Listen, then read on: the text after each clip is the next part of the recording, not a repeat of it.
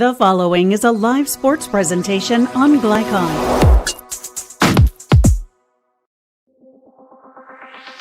Glycon's coverage of Central Kentucky high school football starts now.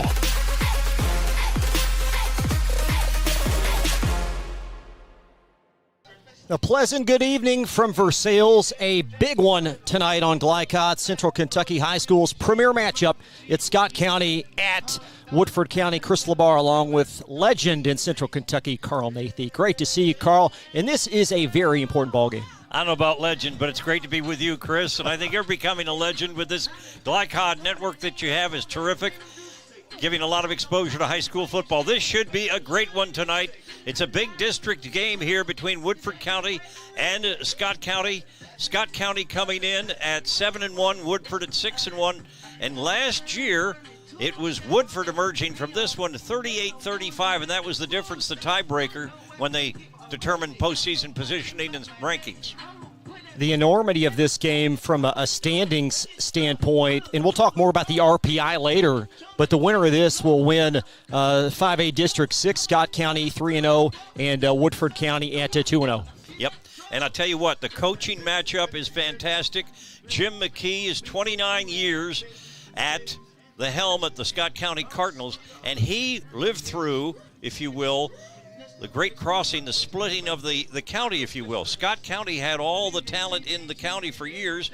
They had a 2013 state title under Jim McKee, and some people thought, well, maybe Scott County won't be its old self after they lose those kids that now face Great Crossing.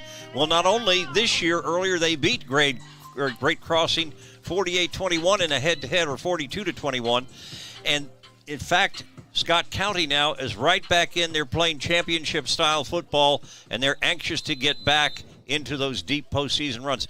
And Dennis Johnson, he's 66-53. By the way, Coach McKee, 75% winning percentage. That says it all about him. Steady Eddie.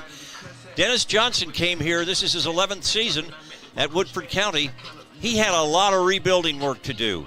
His record overall is 66-53. Doesn't sound that impressive, but the last few years, they've been really right there at the end. Last year, 10-2, made it in the second round in the playoffs. I think this year they're poised for a deep run. This weather could not be any better as we bring you Week 9 on Central Kentucky High School football. Look at tonight's forecast presented by Suntime Pools and Spas. Good people to know. If you have a pool, it is a flawless evening. Temps in the low 60s. It'll dip down to the 50s at kickoff. And we welcome you to another edition of Central Kentucky High School football. Up next, Carl will connect with Dennis Johnson, the head coach of Woodford County. We'll have more coverage live from Versailles, just getting started tonight on Glycon.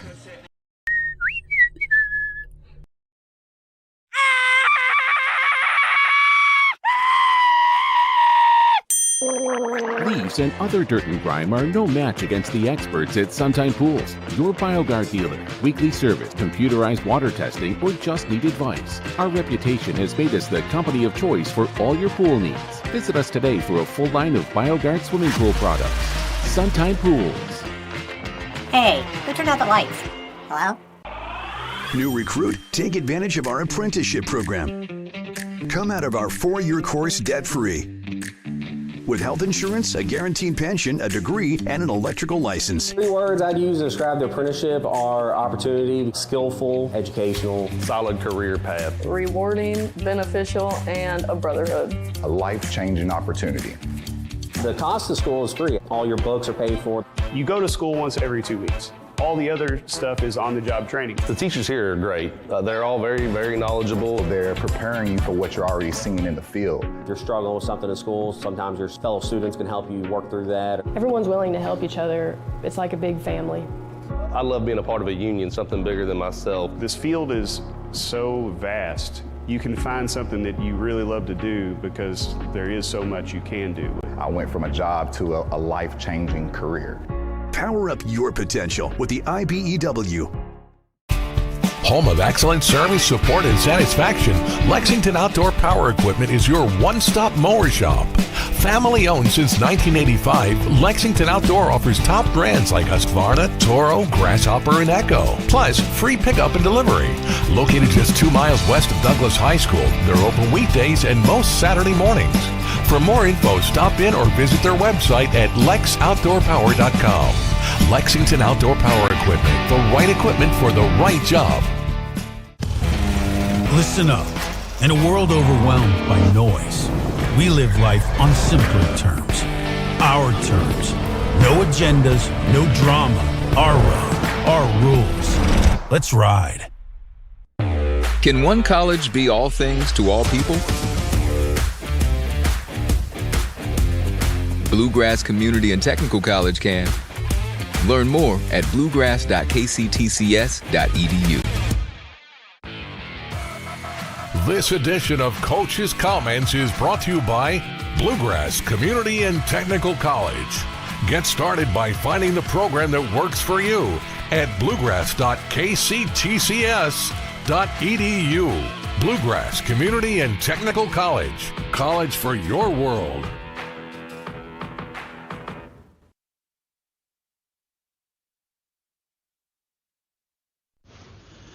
Okay, we should be recording. Yep, we are. Okay. 3, 2, 1. We're here with head coach Dennis Johnson of the Woodford County Yellow Jackets as they get ready for the game tonight against Scott County. You're coming in at 6-1. Scott County 7-1. This is a very important district game. Last year, you edged them, I guess, by 3 points. Yeah. It's always a battle.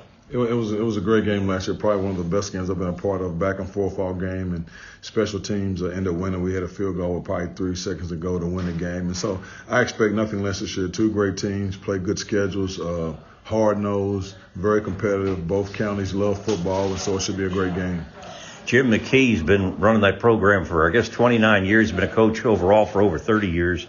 You really respect him, don't you, as an opponent? Absolutely. No, I've known Coach McKee for a long time. Both of our older boys played baseball some together, so we spent a lot of time together. Great guy, great program. He's done a great job with Scott County, and they won some championships, and he has a great staff, a lot of ex-head coaches, which only brings more experience. So I have a great respect for Coach McKee.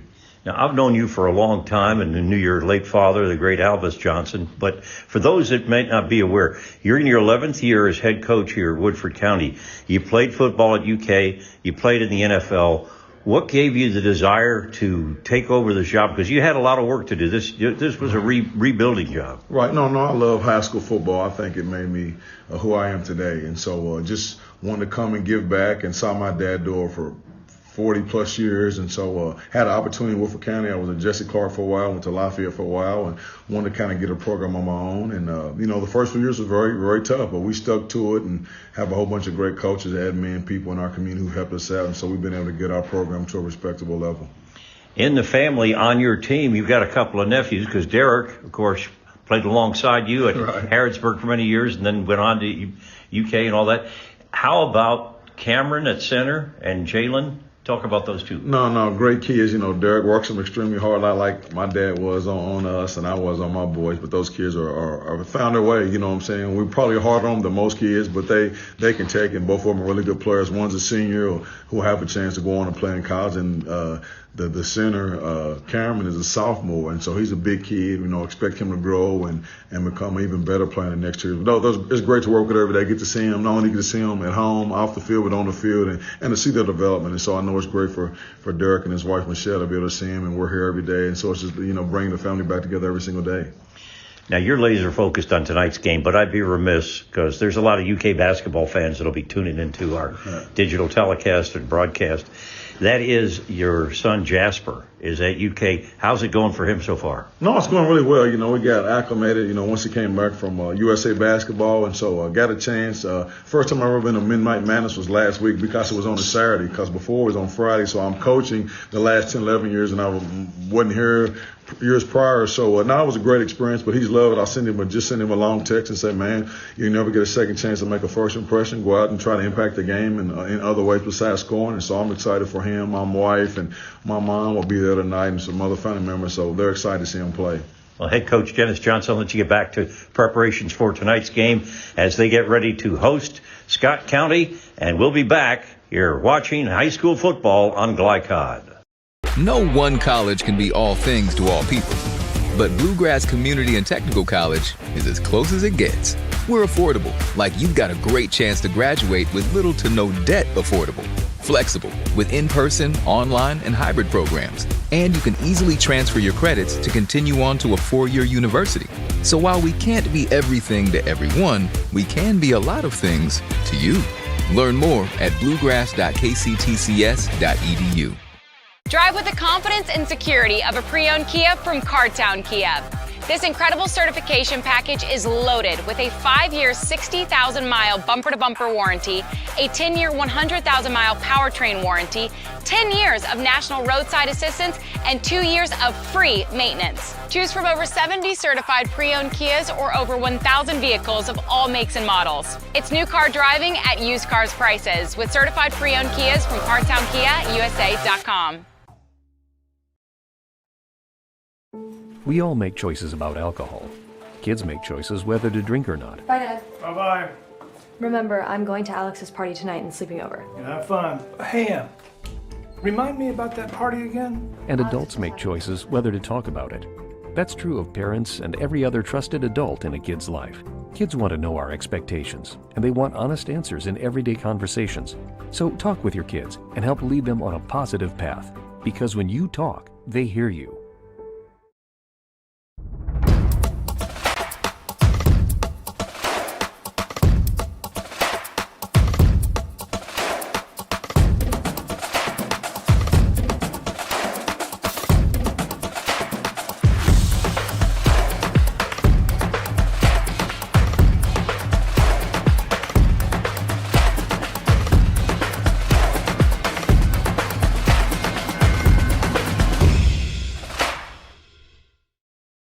For any of your window, door, and siding needs, contact the team at Elite Building Products. Their factory-certified, licensed, and insured contractors have been installing energy-efficient windows and doors for over 30 years. They also offer energy tax credits and military veteran discounts. Locally owned and open weekdays at 242 Wilson Drive, just off of the 27 bypass. For a free estimate, call 859-887-2440. Elite Building Products. With Fast Signs, create custom deep-sea signage that makes the wait a visual escape. Fast Signs, make your statement. Stuck on the road? Call Martin's Peterbilt Mobile Service. Our 24/7 commercial roadside service, truck and trailer repair, and warranty service will have you back on the road in no time. Call us 24 hours a day, 7 days a week. Martin's Peterbilt, keeping you rolling. You're watching Central Kentucky High School football on Glycod. Tonight's broadcast is authorized by Woodford County High School with production rights owned by Glycod. Our aim is to provide the most positive representation for all participating student athletes, coaches, and game personnel. Thank you for watching. Carl, let's talk a bit about this Woodford County offense, and it centers around an outstanding quarterback. Yes. Lemmy Fox Coons. Fox Coons, 6'5", 240, a junior. 6'5", 240, he's a quarterback. Back in my day, 6'5", 240 was a defensive lineman or a big offensive lineman. But he is mobile. He can move. He does most of his passing out of that shotgun formation. Last week at Collins, 28 out of 40 for 446 yards. On the year, he's 64%, 134 for 208. 1,942 yards so far in the 8 games, 22 touchdowns against only 5 interceptions. He has 6 carries for 25 yards and a touchdown. But he definitely is the key to this ball game as far as their offense is concerned. But he has several favorite targets when you look at his wide receiving core. Omari Jointer has 28 catches for 538 yards and 7 touchdowns. Grayson Hodge, 34 catches for 521 yards and 4 TDs. Cale Reithar has 22 catches for 431 yards and 4 TDs. And Dennis Johnson, the coach, his nephew, son of Derek Johnson, his brother, Jalen Johnson, 23 catches for 314 yards, 4 TDs. I believe if you add all that up, 28, 34, 22, and 23. That's 107 receptions on the 4 receivers that see most of the football out there. So that is terrific. But they've got a running game as well, and we can talk about that in a minute. One of the keys in this game, I think, centers around turnovers, and we'll talk more about Scott County in subsequent segments. They're +8 on turnovers, and you look at Woodford, -3. Is that really splitting the dice in this game? Yeah, well, I tell you what, I think turnovers are going to be a big factor. I do not see, even though both teams are averaging almost 41 points per game, they're each at about 40.6 points per. They put the points on the scoreboard. But tonight, I think it's going to be how the defenses adjust and how they contain the offenses. I think turnovers will be a key. That is, they want to give, neither team wants to give the other one a short field. You don't want to fumble, inside your own 20-yard line and give them a good possession and a short field. I think, though, if it's a clean game, the actual thing here with the home field favors Woodford County. But Scott County, they still remember last year. They lost 38-35, and that kept them out of being the top thing in the district. The RPI ramifications, we hinted on that previously. Scott County right now settled at 3rd, Woodford County at 5th. So a lot riding on this game. RPI really doesn't factor into round 3 of the playoffs, but the winner of this one in very good shape. Very good shape, and as they say, both coaches, I mean, you have Jim McKee. He played college football at Center, and he's been a high school coach of note in Kentucky. 4th most active wins, I think, among active coaches in the state. As far as 29 years, Scott County, a state title, always has them in the mix. Woodford County, Dennis Johnson has this program where it's already rebuilt, and now it's a question of reloading from year to year. And that's a compliment. I don't mean that it comes easy, but I was in that locker room before the game when I went to talk to the coach in his office. And I tell you what, it's impressive to see these young men and the physical shape that they're in and some of the size they have, and then watching them warm up on the field, the speed they have. Same for Scott County, not taking anything away from them. They got some great athletes. This should be a prime time high school football matchup. This should be one that the eyes of a lot of people around the state are going to be tuning in. Coach Jim McKee joins us next. You're watching Central Kentucky High School football on Glycod. Paramedics do the incredible. They help save lives. And so can you by donating at CSL Plasma. Your plasma donation can help create 24 critical life-saving medicines. And you can be rewarded for your generosity. Every plasma donation can do so much for so many. Do the amazing. Help save lives. Donate plasma today at your local CSL Plasma Center. We're big fans here in Kentucky. Go, go, go! Let's get this car to service! Of great savings at Cartown Kia. Win big this season on 2025 Sorrento. Lease for just $249 a month for 24 months. Or the fan favorite 2025 Kia Seltos. Lease for just $199 a month for 24 months. Or touchdown with game-winning savings on new Kia K4. Lease for just $149 a month for 24 months. Our team is here for your team at Cartown Kia and CartownKiaUSA.com. A new year means next-level math, but even the best teachers can't always provide the personal attention each child needs. Mathnasium has a solution to help any student excel. Our caring, highly trained instructors use a range of teaching modes that ensure true foundational understanding. We're not about rote memorization. The Mathnasium method develops the critical thinking and problem-solving skills they need to succeed, with the option to learn face-to-face online at home or face-to-face at one of our 1,000 neighborhood learning centers. Mathnasium, we're changing lives through math. New recruit? Take advantage of our apprenticeship program. Come out of our 4-year course debt-free. With health insurance, a guaranteed pension, a degree, and an electrical license. 3 words I'd use to describe the apprenticeship are opportunity, skillful, educational, solid career path, rewarding, beneficial, and a brotherhood. A life-changing opportunity. The cost of school is free. All your books are paid for. You go to school once every 2 weeks. All the other stuff is on-the-job training. The teachers here are great. They're all very, very knowledgeable. They're preparing you for what you're already seeing in the field. If you're struggling with something at school, sometimes your fellow students can help you work through that. Everyone's willing to help each other. It's like a big family. I love being a part of a union, something bigger than myself. This field is so vast. You can find something that you really love to do because there is so much you can do. I went from a job to a life-changing career. Power up your potential with the IBEW. Looking for a partner that delivers big results with a small business touch? Meet Strat BPO, a joint venture combining 49 years of federal contracting experience with the agility of being woman-owned. We provide scalable business process outsourcing and contact center solutions with top-tier compliance and people-first service. We are 400-plus employees strong, ISO certified, and FSMA compliant. Now hiring in Clark County, bringing 400 new jobs and a bold commitment to community growth. Strat BPO, small business certified, large business proven. You're watching Central Kentucky High School football on Glycod. Coach Jim McKee of the Cardinals joins us. Jim, now 7-1 through 8 games. How would you summarize where you guys are entering this big one tonight? Oh, I'm pleased. I think we've had a good season up to this point. And, every season is different. And if your only goal is, winning is super important. Don't get me wrong. And I want to win, and everybody associated with our program wants to win. But, the ebb and flows of handling different situations, that's a big challenge in every season. And, we were rolling along, and then all of a sudden, Madison Central, we didn't play bad. They whipped us.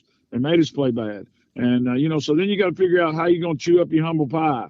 You just going to keep pushing it away off the table, and are you just going to sit down, man up, and eat it and learn to do the things that you need to do better? So I felt like that's what our kids and staff did, and it's been a lot of fun. Was there anything in particular you learned in that game that you're going to hopefully clean up moving forward? Well, and it'll be interesting tonight when you watch the game. We've got a tremendous PAT kicker. Actually, I think he's number 1 in the state. But, neither team can get the ball anywhere close to the end zone on their kickoffs. And, obviously Woodford County's going to put people back there. I know Ward's already returned a couple. We got guys back there. Our kickoff game really hurt us against Madison Central and allowed them to play on a short field and forced us to play on a long field. And so just trying to maximize. We knew going in, you in a big game, you can't let the other team start close to midfield. And then you start on the 20. That'll catch you.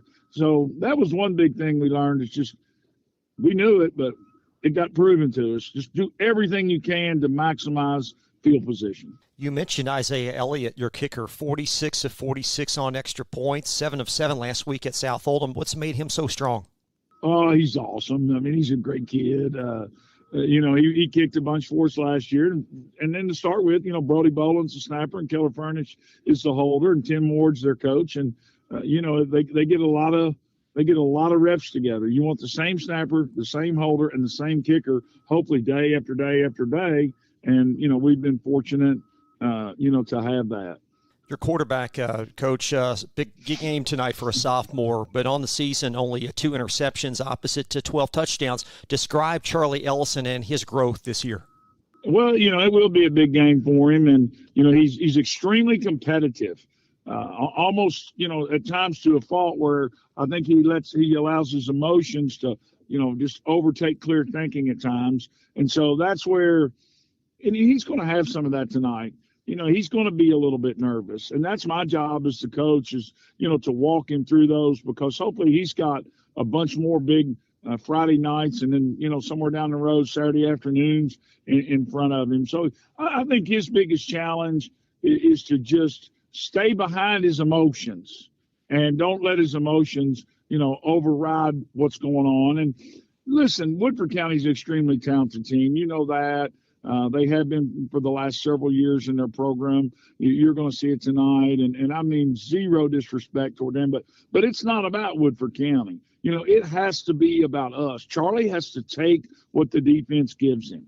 And if they're giving you the curl, then we're going to throw the curl. If they're giving us a fullback trap, we're going to run the fullback trap. If they give us a deep shot, we take it. If the deep shot's covered, we check it down. If we need to gain ground with our feet, we do that. And so I think that's the biggest challenge, is just continue to grow into understanding, take what the defense gives you, control the things that you can control. No pre-snap penalties. Hopefully no interceptions, no fumbles. If we do all those things, we'll be in good shape. If we've got, 70, 80 yards and penalties, throw a pick or two, fumble at a time or two, might be in trouble. District championship will be decided tonight, and larger than that, home field for a long trek in the playoffs for the winner. And you've been through so many big games. How does this one stack up? Oh, I think it's a great game for Central Kentucky football. It's a great game for our high school, for the community of Versailles. I try not to compare it to other games, because this is the game that matters, and this is the game that's the most important to these young men. I don't want to prep the kids for here's what happens if we win, or here's what happens if we lose too much. But I mentioned to them just briefly, hey, if we win this thing, in all likelihood, I'd say somebody would have to beat us at home to keep us from going to the state championship. But if for whatever reason we lose, it's not over. We're not going to throw in a towel. We still would have a home. The loser of this game still has a home playoff game, and still has a game in the second round that hopefully they could be competitive in. So it will seem like everything tonight. By Monday, you will have deciphered it and have a plan moving forward. Appreciate your time. Good luck, Coach. Oh, thank you very much. I appreciate you guys. Go Cards. Head coach Jim McKee, back after this from Glycod. A partner that delivers big results with a small business touch? Meet Strat BPO, a joint venture combining 49 years of federal contracting experience with the agility of being woman-owned. We provide scalable business process outsourcing and contact center solutions with top-tier compliance and people-first service. We are 400-plus employees strong, ISO certified, and FSMA compliant. Now hiring in Clark County, bringing 400 new jobs and a bold commitment to community growth. Strat BPO, small business certified, large business proven. No one college can be all things to all people, but Bluegrass Community and Technical College is as close as it gets. We're affordable, like you've got a great chance to graduate with little to no debt. Affordable, flexible, with in-person, online, and hybrid programs. And you can easily transfer your credits to continue on to a 4-year university. So while we can't be everything to everyone, we can be a lot of things to you. Learn more at bluegrass.kctcs.edu. Listen up. In a world overwhelmed by noise, we live life on simpler terms. Our terms. No agendas, no drama. Our road, our rules. Let's ride. Need a tow? Martin's Peterbilt Towing Service is here 24/7. Based in London and Pikeville, we will travel to you. Commercial trucks and trailers, no job too big. Call us 24 hours a day, 7 days a week. Martin's Peterbilt, keeping you rolling.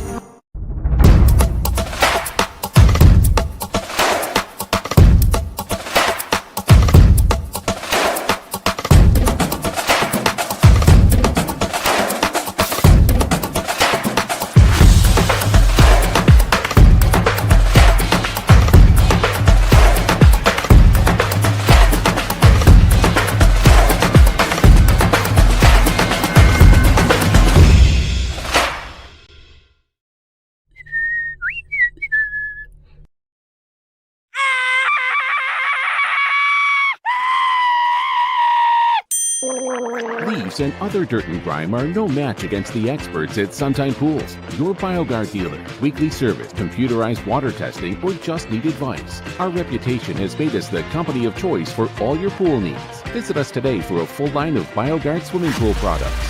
Suntime Pools. Hey, who turned out the lights? Hello?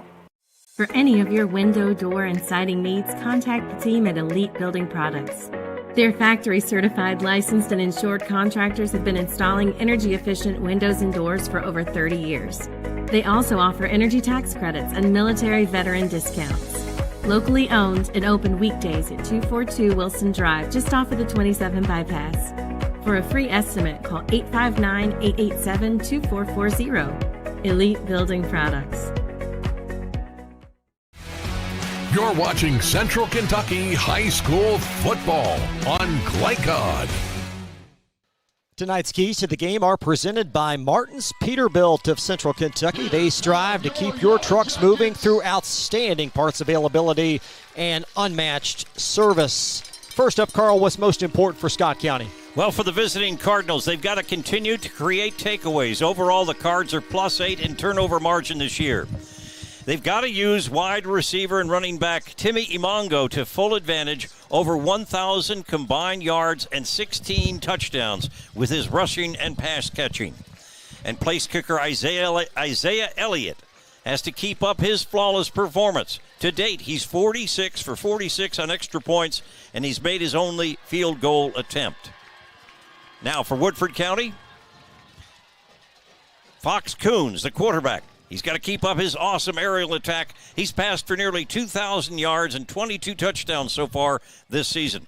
Their well-balanced wide receiver core continues to get open. A total of more than 100 receptions spread among 4 different people thus far. And on defense, linebacker Elias Tackett helps lead a solid Yellow Jacket defense. 46 tackles, including 6 tackles for loss. But he's only one of many. Should be, as we said before, a wonderful ball game. Going to be Woodford County football. We'll take one more timeout. Back for live action. You're watching Central Kentucky High School football from Glycod. Partner that delivers big results with a small business touch? Meet Strat BPO, a joint venture combining 49 years of federal contracting experience with the agility of being woman-owned. We provide scalable business process outsourcing and contact center solutions with top-tier compliance and people-first service. We are 400-plus employees strong, ISO certified, and FSMA compliant. Now hiring in Clark County, bringing 400 new jobs and a bold commitment to community growth. Strat BPO, small business certified, large business proven. We're here to hear what's on your mind. Take this time to talk and get it right. You know I'll be there all your life. When you need me, I'll be by your side. Little everyday conversations about the dangers of underage drinking can make a big difference in a child's life. Talk, they hear you. From Glycod, it's Central Kentucky High School football. Tonight's game is brought to you by Bluegrass Community and Technical College. College for your world. Manowar Harley-Davidson, 100% Kentucky owned and operated. And we are live as high school football underway in Versailles as Elijah Ward back for Woodford County to return. And coming across, that's Chris Reed, I beg your pardon, up to the 45-yard line for Woodford County.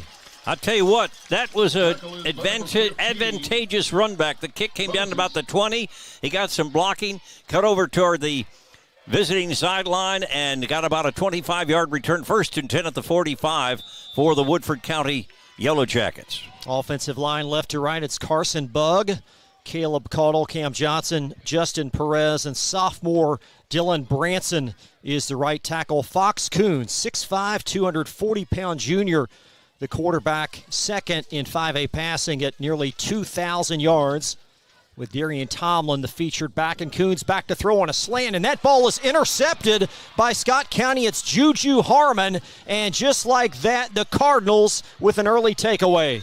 It went off the hands of Jalen Johnson, the nephew of head coach Dennis Johnson for the Yellow Jackets, and alertly back in the defensive backfield, picked off by Scott County. That's real momentum early on here, Chris. And only the third interception by Coons on the season. It's first and 10 at the 44, so excellent field position.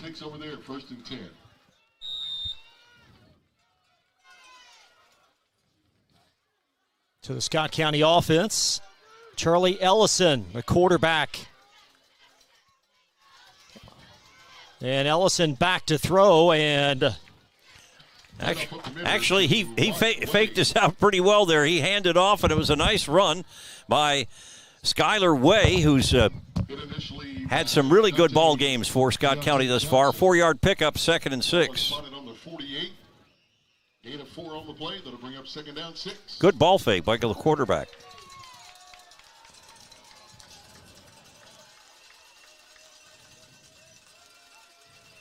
So the Cardinals from their 47-yard line after the turnover. Handoff to the near sideline, and Scott County with a first down. That's Timmy Imongo. And as we said, he's got 16 touchdowns on the year and lots of yardage. Imongo, the ball carrier. Tackle is by Liggins and Dumas. Ball is going to be spotted. Pick up a 14 yards there, Chris. So the Cardinals, after the turnover from the Woodford County 38-yard line, offensive line. Left tackle is Caden Taylor, a returning starter from last year. Max McNeil, the left guard. Jace Williams, the center, the right side. Parker Atkins and Charlie Holt is the right tackle as the Cardinals find the handoff around. That's Jaden Garrett, and Garrett plucking his way very close to a first down, just short of the 30-yard line. Tackle is by Holman. Well set up that play, the end around, as you called it. And now it's 2nd and short. Garrett coming in. Pretty much the third rushing attacker, third member of that trio in the backfield with Skylar Way and, of course, Timmy Imongo receiving much of the attention. And Scott County now inside the Woodford County 35-yard line. It'll be 2nd down and short.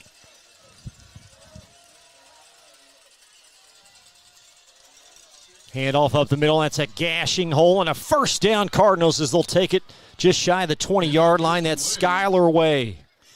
Tell you what, a lot of people talk about 3rd down in football, but the importance of gaining yardage on 1st and 2nd. When you get an 8-yard first down, it makes it a whole lot better for your 2nd down. Easily makes the first down to the 20 for the 1st and 10, and Scott County thus far has moved the ball 36 yards from there. Started on their own 44 with this drive. Cardinals offense just so well balanced on the season as Ellison under center. Coming to the near side, that's Garrett again. Oh, excuse me, Garrett was the decoy and the handoff inside. Tell you what, they have some great ball faking by this young sophomore quarterback, Charlie Ellison for Scott County. That is 2 times when he has really faked out most of the stadium, including me. And nice pickup, 2nd and 5.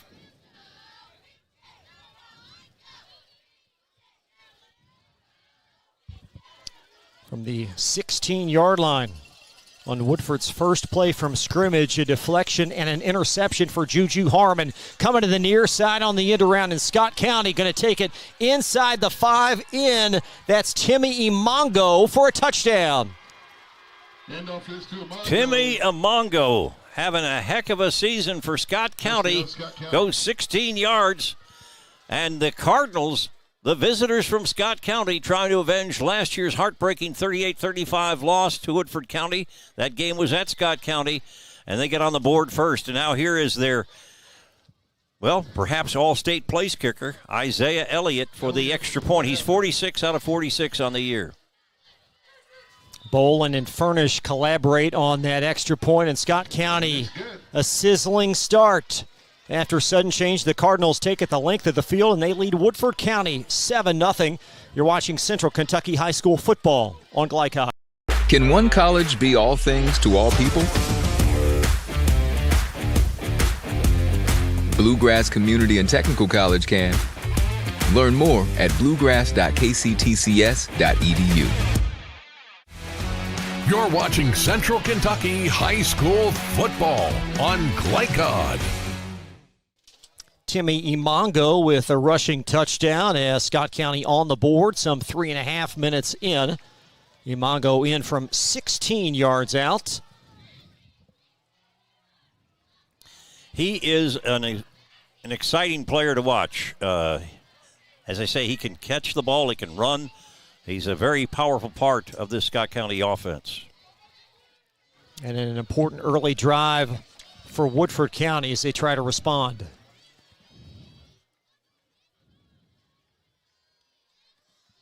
That deep is Ward. Elijah Ward and Chris Reed back for Woodford County, and this is a short intermediate kick over to about the 25-yard line, and Woodford County will steer it across the 28 to the 30. That's Grayson Hodge. Kickoff return. Hit initially by number 7, Garrett.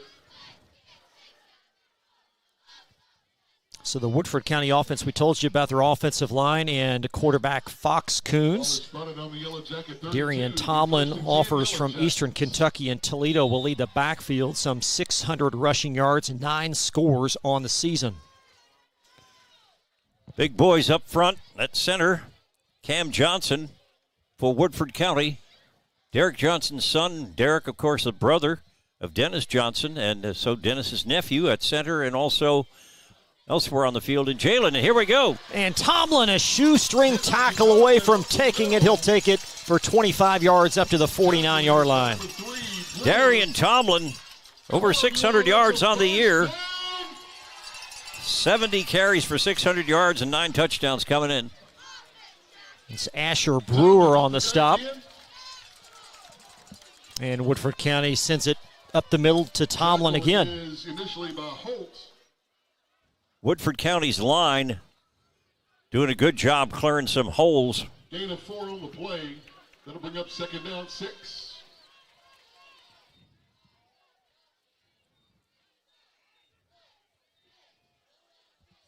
And Tomlin will reshuffle to the left of Fox Coons, the 2 receivers each side, and Tomlin lunging for another first down. He'll take it just shy of the 35 to the 36-yard line. Grady McMillan on the stop, but not before a 12-yard gain. And they are moving right down the field. Now it's 1st and 10 at the 36 of Scott County. So the fact was, in the first play of the game, when they gave up the interception, it wasn't a bad play. It just went off the hand of Jalen Johnson and into the arms of the defender for Scott County. And the Cardinals came back with their 64-yard drive to take the 7-0 lead. Let's see how Woodford County keeps it going.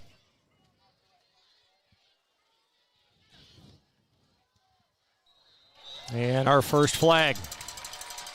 Looks like it's going to go against the defense. Encroachment, I believe. Doug Rohr is the official. Offsides against and offsides the indicator, so a quick 5-yard infraction, and it's going to be 1st down and 5 now for Woodford County as they'll flip it to the near side, and twisting and turning, that's Aiden Powell with his first tote for a couple, as Powell, a nice supplemental running back to featured back Darian Tomlin. Aiden Powell, 5'8", 165-pound sophomore. Got some good power in those legs. Yellow Jackets impressive thus far. With the ball now at the 32. Started this drive at their own 32-yard line. At the 32 of the Cardinals now. Yeah, both these teams, their offense is so prolific, you have to figure that it's going to be a high-scoring affair. Is Woodford County possessing the ball for the second time in the belly of Tomlin, and Tomlin upended just shy of the 23-yard line, and that's going to net a first down. That's another first down. And they'll give them 9 yards. They spotted at the 23, so the Yellow Jackets looking sharp offensively. I'm watching number 8, their quarterback. Coons coming across the field, Fox Coons, and he is a big boy, 6'5", 240 pounds.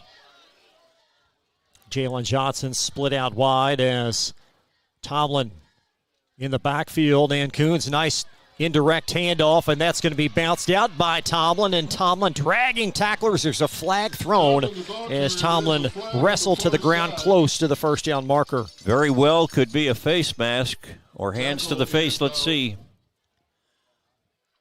I don't think there was any illegal blocking in the vicinity. Oh, it's a face mask, but it goes against the offense. How about that? I thought it was the other way around, but that's very hurtful for the Yellow Jackets. So it's going to push them back 15 yards. He'll mark this all the way back at the 32, so first down and 20, the byproduct of that penalty. I just have to say, aside from football, what a sky we have here It is glorious at Woodford County at this time of night. Tremendous evening for high school football. We'll get a shot of that momentarily as Coons awaiting the re-signaled play call after the penalty, so the Jackets off kilter here behind the chains. First and about 19. And there's a flip in the far sideline, and it'll be slung out of bounds. Incomplete pass area. You see the landscape on the horizon. Amari Jointer, the intended target that time for Woodford County. I only mention it because I tell you what, people talk about the western skies and so forth, Wyoming and Montana. You can't beat the one we've got right here in Woodford County tonight.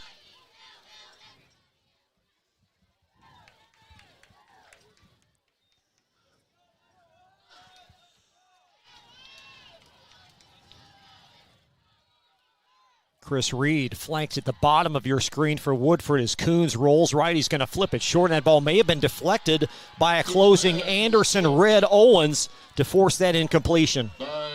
And he is quite a player two ways on that Scott County roster. He goes both ways, as do a lot of these players, but I'll tell you what, he gets his paws in the action. And now he's trying to get the Scott County fans across the way and throughout the stadium a little pumped up here, see if they can't stop Woodford County on this third down. Woodford was really moving the ball, Chris, and then that penalty for offensive hands to the face of the defense. Likely 4-down territory for the Jackets as we played just over 7 minutes. Scott County on the board. Timmy Imongo raced around the end for a 16-yard score. Coons all day to throw. He's going to sling it to the end zone, and that ball is incomplete, intended for David Jones. And there was a little hand sparring down there just outside the goal line, but no flag. It goes incomplete. So going to be a tough fourth down situation for the Yellow Jackets. Woodford County 6-1. Scott County 7-1, but more importantly, each of them unbeaten in the district play. And as Chris told you from the top, very important ball game, a lot on the line tonight. From the 32, so Woodford's offense intact with 4:51 in the first.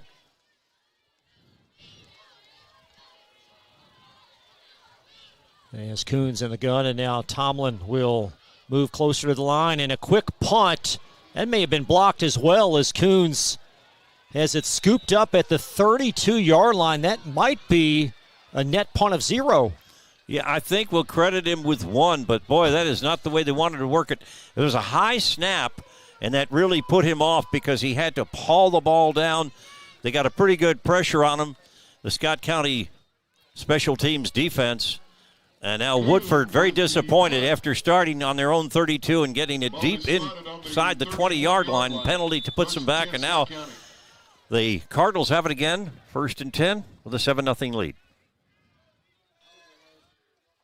Around the edge, that's Jaden Garrett, and Garrett with a burst and a late flag as he's slung to the ground just shy of the marker.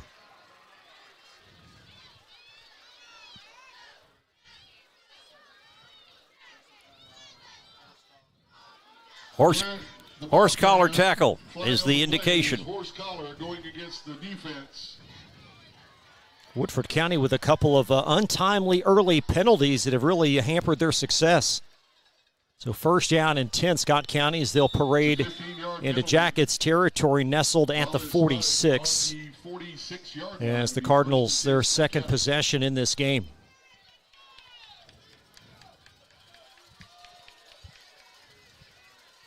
Pretty tight offensive formation right here for Scott County. Handoff up the middle. Nice collaboration by that Woodford County front. Small gain that time. It was Skylar Way that was ridden to the turf. Give him 1 yard. Actually, looks like they marked it behind it, so no gain, perhaps a loss of half a yard. 2nd down.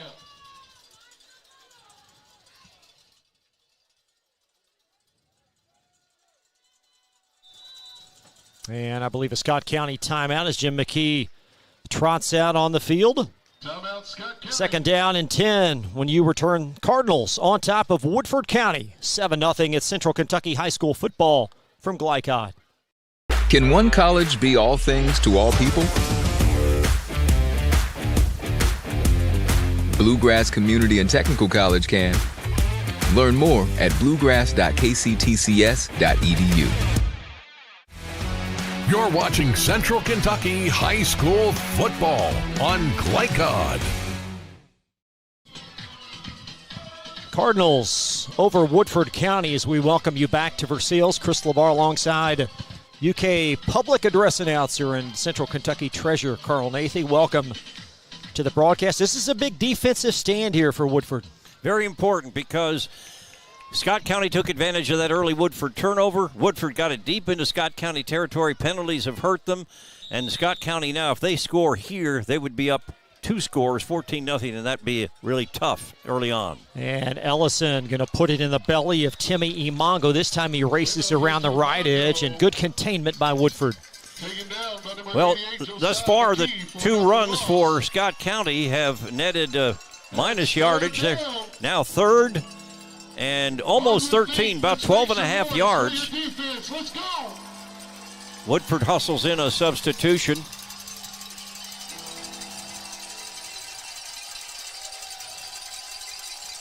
Ellison back to throw down the middle, and it's incomplete. Just a little bit high. Couldn't quite be handled. The intended receiver was Timmy Imongo. So Imongo with 2 touches in as many plays for the Cardinals, and Woodford's defense will hold. And now punting opportunity for Max McCord, the Scott County punter.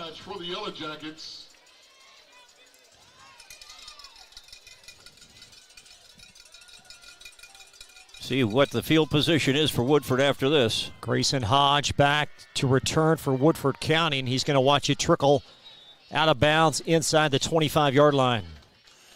Not the best of punts by the left-footed kicker. Gets inside the 25 to about the 23. But ideally, Scott County wanted to pin Woodford inside their 20, maybe inside their 15-yard line with that punt, and it didn't happen. So Woodford has their chance to regain some of the momentum. Beautiful crowd on hand here. It's really the stands on the home side are packed, and they filled in, and just to be packed on the outside. Got a lot of people ringing the field in the end zone to our left. Big ball game, big turnout. Woodford County from their 22-yard line as Coons back to throw. He's going to dish it across. It's caught for a first down on a slant up to the 35-yard line. Is complete. That's Amari Jointer on the grab. Get that first down right out of the gate. 12-yard pickup to the 35. Carl Jointer's been such a factor for them through the year. His 29th catch of the year.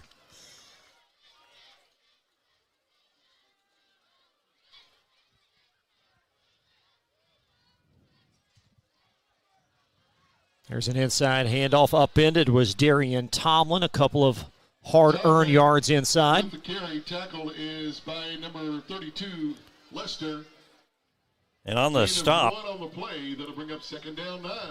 The Cardinal defense, they got some big boys there. Cruz Lester, solid 6 foot, 180. Appears to be bigger, but I'll tell you what, he's got some strength. Well, and Cruz, the lone defensive senior starter for the Scott County group, a class that's really meager numbers for them. The Cruz Lester, the starter at linebacker. There's a slant and grab caught by Cale Rytar, just shy of the 45-yard line. Very nice the way he positioned himself. Cale Rytar, the wide receiver, 6 foot, 171-pound junior, and really hauled it in as he was diving to the ground. Third down and short. Handoff, Darian Tomlin. There's a first down. He'll take it across the 50 to the 47, gain of 9, and a movement of the chains for the Yellow Jackets. Colvin, that's a first down. Well, the Yellow Jackets started on their own 23, so they've gone 30 yards on this offensive drive. Tomlin again, gaping hole inside, dragging tacklers in a second-level rush up to the 33-yard line. A scamper of 14 before he's tripped up by Anderson Owens. Chris, I guess the coaches refer to it as yak, yards after contact. But I'll tell you what, he's tough to bring down. There's a quick handoff. Tomlin again, and Tomlin racing just shy of the 15-yard line. And Tomlin with another first down. That's Keller Furnish on the stop. Officially, they'll mark it at the 19, 1st and 10 for Woodford County. The Scott County 19-yard line. Almost in the end of this fast-moving first quarter, 45 seconds and counting. Coons in the shotgun. Back to throw, and he's going to flip it short. One hop to receiver there for an incompletion. It was Grayson Hodge, the intended target. And just an uncharacteristic bad short throw by Coons that time. Nothing that the receiver, Hodge, could do with that one. It was in the dirt, so to speak.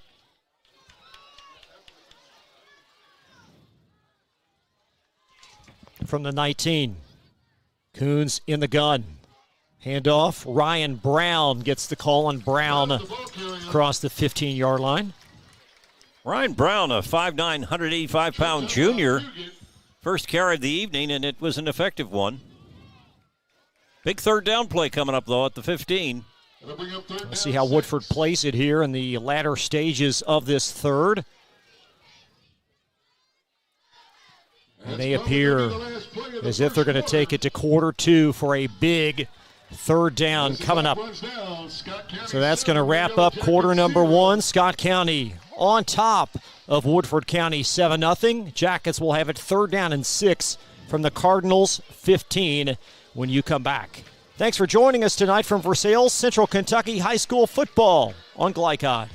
Partner that delivers big results with a small business touch? Meet Strat BPO, a joint venture combining 49 years of federal contracting experience with the agility of being woman-owned. We provide scalable business process outsourcing and contact center solutions with top-tier compliance and people-first service. We are 400-plus employees strong, ISO certified, and FSMA compliant. Now hiring in Clark County, bringing 400 new jobs and a bold commitment to community growth. Strat BPO, small business certified, large business proven.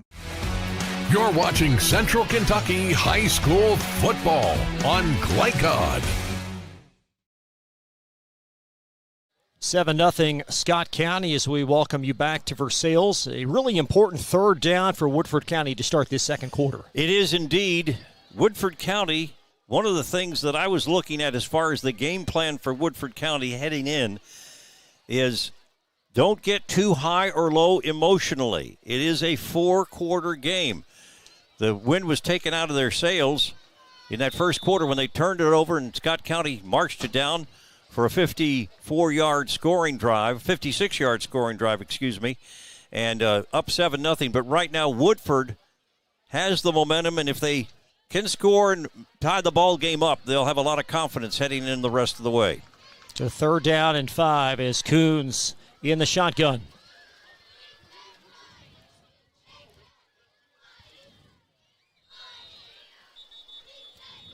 And before we can have play reset, we've got a Woodford County penalty, it appears.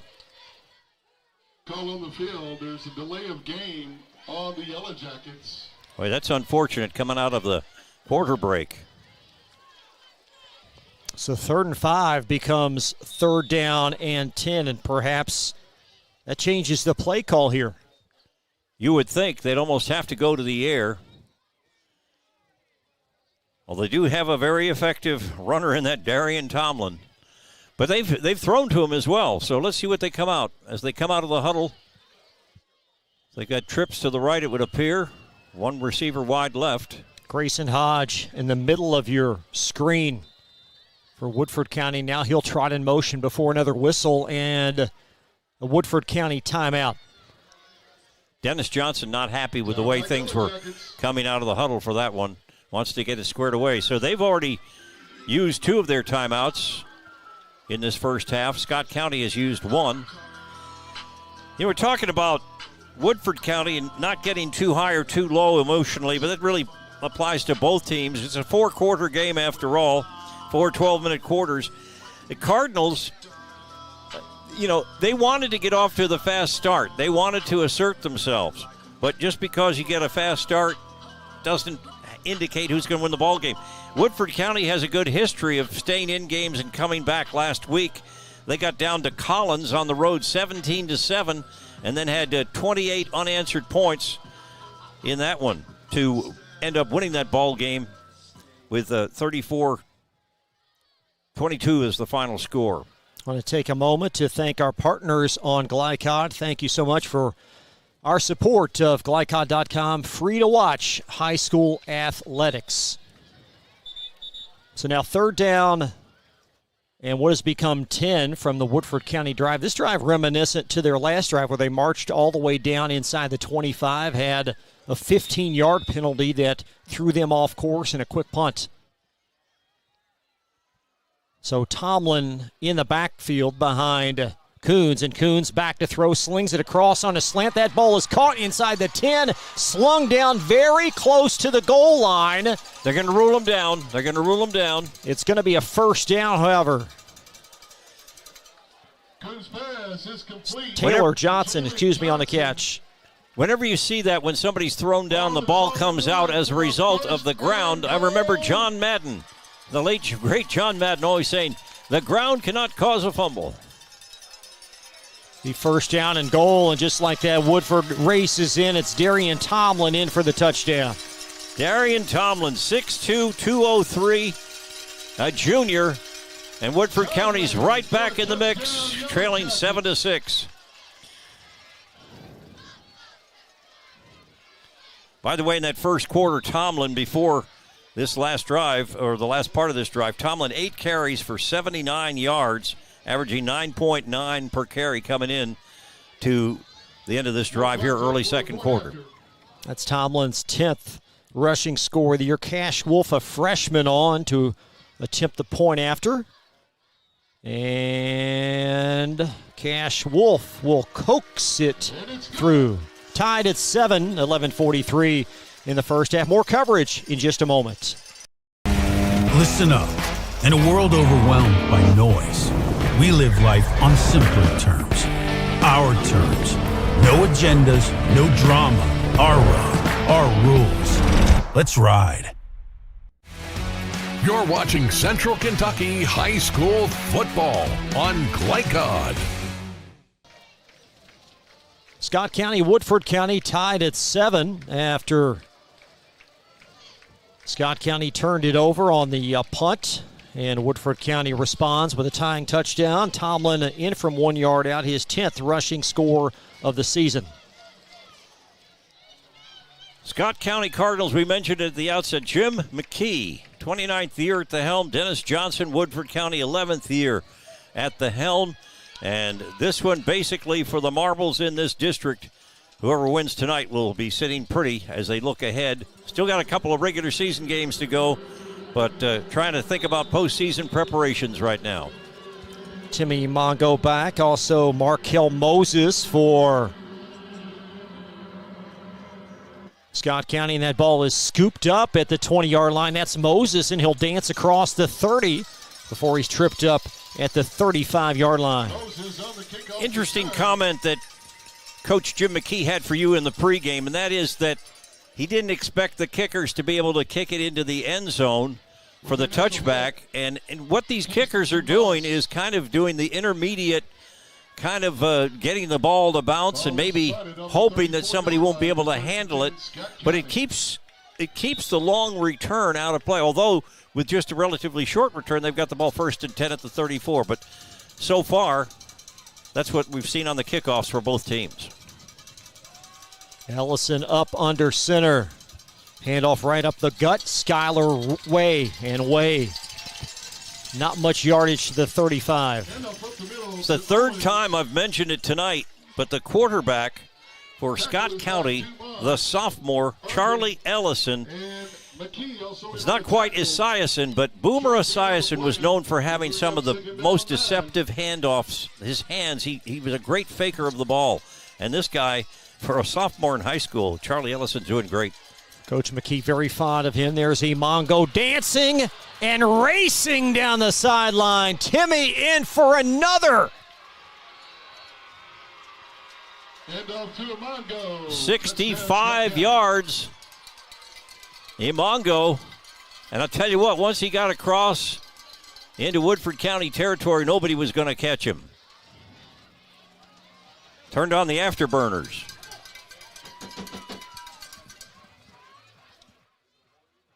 Catch the second half of that run for Imongo as he'll race in for the score. This one for 65 yards. Please turn your lights off in the parking lot. Turn your lights off. And Isaiah Elliott, again, 47 of 47 on extra points. Keller Furnish will hold. Bowl in the long snapper, and boy, that's well executed. One after is good. Still perfect on the year. 48 for 48 on the PATs. Well, we got ourselves a brand new ball game, Chris. 7-7 here. 10:56 to go, second quarter. We expected a close ball game, and that's what we're going to get. Both teams again averaging just close to 41 per game. Something tells me it's going to be more than 21 points scored tonight in this one. Yeah, you got to sense that there's going to be some offense, but they've got some pretty good defensive ball players. The offense have gotten most of the attention. As far as margin of victory, Scott County's defense has been a little more effective. I believe they've been winning by 24, 25 points a game, whereas Woodford County's had more of a 18 or 20 point average margin of their victories. But a win is a win, as they say. And tonight, I'm sure either coach would go home very happy if they had a 1 point win. As long as they come out with a W, that's the main thing tonight. Elliott to lace it up. Isaiah The kickoff is Elliott. back to return for Woodford County. It's Elijah Ward back to return. This is a very short kick. It's cradled at the 32-yard line for Woodford County. It's caught by David Jones. And just what we were referring to before, these short or intermediate kickoffs, they're certainly not onside kicks. They're not trying to recover it, but they don't want to risk somebody breaking one open for a long return. 33-yard line is pretty good field position, 1st and 10 for Woodford County as they try to get back in the ball game or try to get back in the advantage. 14-7 now for Scott County. So we'll see how Woodford County responds. Coons in the shotgun. And Coons leaving it for his money man, Tomlin, racing through the hole. And Darian Tomlin tripped up just shy of the 45-yard line. And they're going to call that the 47. He went from his own 33. So a pickup of 20. And Woodford County, before we can get to that replay, racing up again. There is a penalty on that play as we welcome you back to live action. A flag thrown.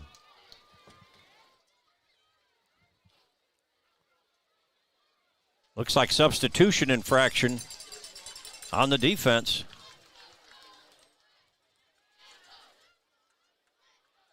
So Woodford going hurry up, catching Scott, a player heavy. And it's now 1st down and 5. That was a 20-yard run on that last tote.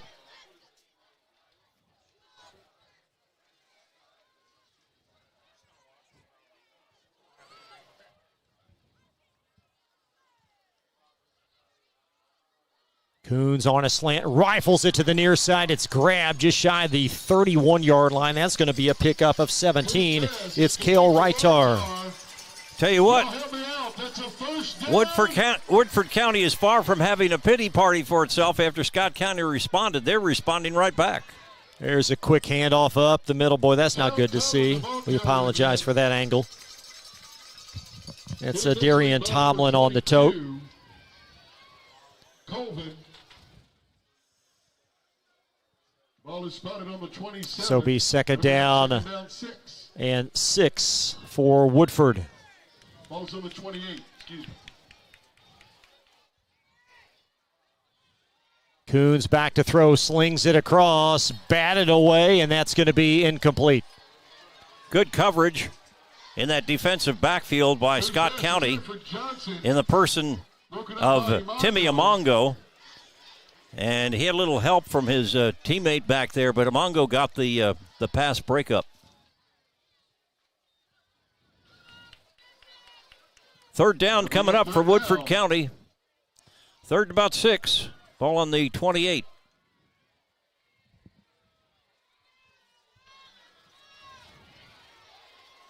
Big third down for the Jackets as they try to net this game on the drive. Screen pass flanked out, and Tomlin with a catch and a first, and Tomlin racing down the goal line. He'll be tripped up at the 7, and it's first down and goal. And that was kind of a saving tackle by Scott County's Parker Atkins. Tell you what, guy's tough to bring down. And Woodford back at it. We might have a flag before that play can commence. Flag in the end zone. Official timeout. Looks like we've got a player shaken up. And that's the player that made the tackle, Parker Atkins, walking slowly with the help of the trainer for Scott County to the sideline.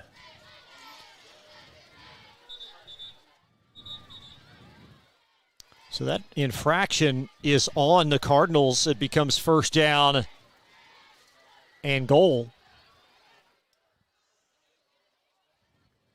I thought they just had a player down and that it wouldn't have been it is now. They're changing the line marker. It is first down, first and goal.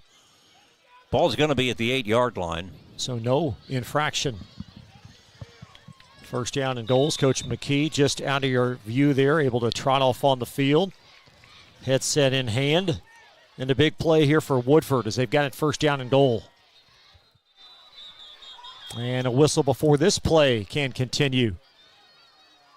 And the officials are asking the fans and some of the support people to back off for the sideline, give the cushion. There is a line there inside from the sideline, about 3 yards of cushion that you have to give. I think there's a couple of photographers anxious to get a good shot that maybe creeped in there as well. But the officials have it straightened out. Now back to the action. Been a little bit of choppy drive here for Woodford with some interruptions. First down and goal. Coons and Tomlin pairing over their respective shoulders, awaiting the play call. And Tomlin getting the call, and Tomlin powering for a couple of his O-linemen there. Right tackle Dylan Branson trying for a little tush push in Versailles, but he'll be short of the goal line.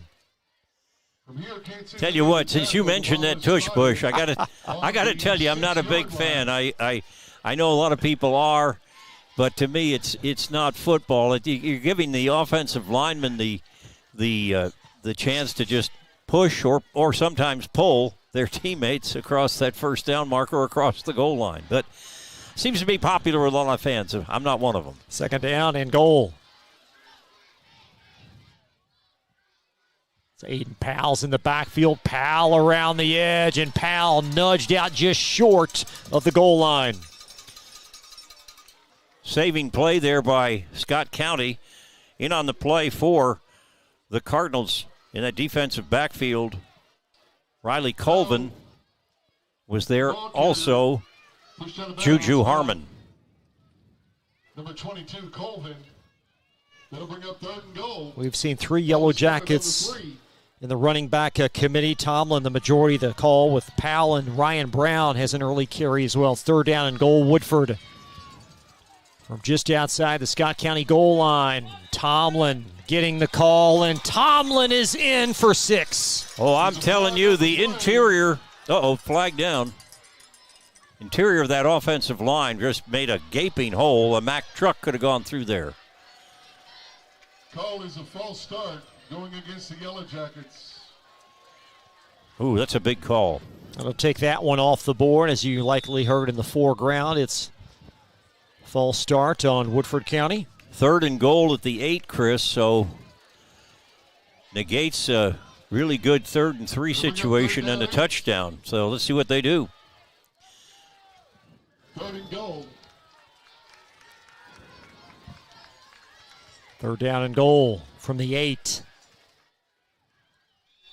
Tomlin in the backfield, and That ball was snapped. I think there was a whistle blown. There's a flag at the far side. Substitution. Looks like the substitution infraction. Now they're going to say encroachment against the defense. So that's 5 yards. So 5 yards back, now 5 yards back up toward the goal line. So it'll be 3rd and 3. Flag against Scott County for encroachment. That takes it back up to the 3. When did you first hear that term encroachment? When I grew up, I always heard just offsides, but it became encroach. I had to look it up in the dictionary. But that was when I was a kid. You know, I went to college and all that. I graduated. Don't worry. But, you know, it encroached into the other team's territory. I don't think it's used in many other contexts other than football. You don't hear that term daily. 3rd down and goal. This is a big one for Woodford as they try to tie this game. Tomlin on the call, and he is nudged just shy of the goal line. Racing around the edge was one of the Scott County defensive backs. Eli Smith with the eventual tackle. Eli Smith made a nice play there. With the tackle, that'll bring up 4th and goal. 4th and goal from the 2. I can't see it going to anybody else but number 0.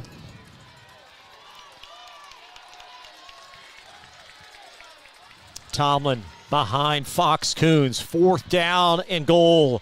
Tomlin up the gut. Touchdown. Left side of that offensive line for the Yellow Jackets. Blew open the hole. Good blocking up front. Results in the score for Woodford County.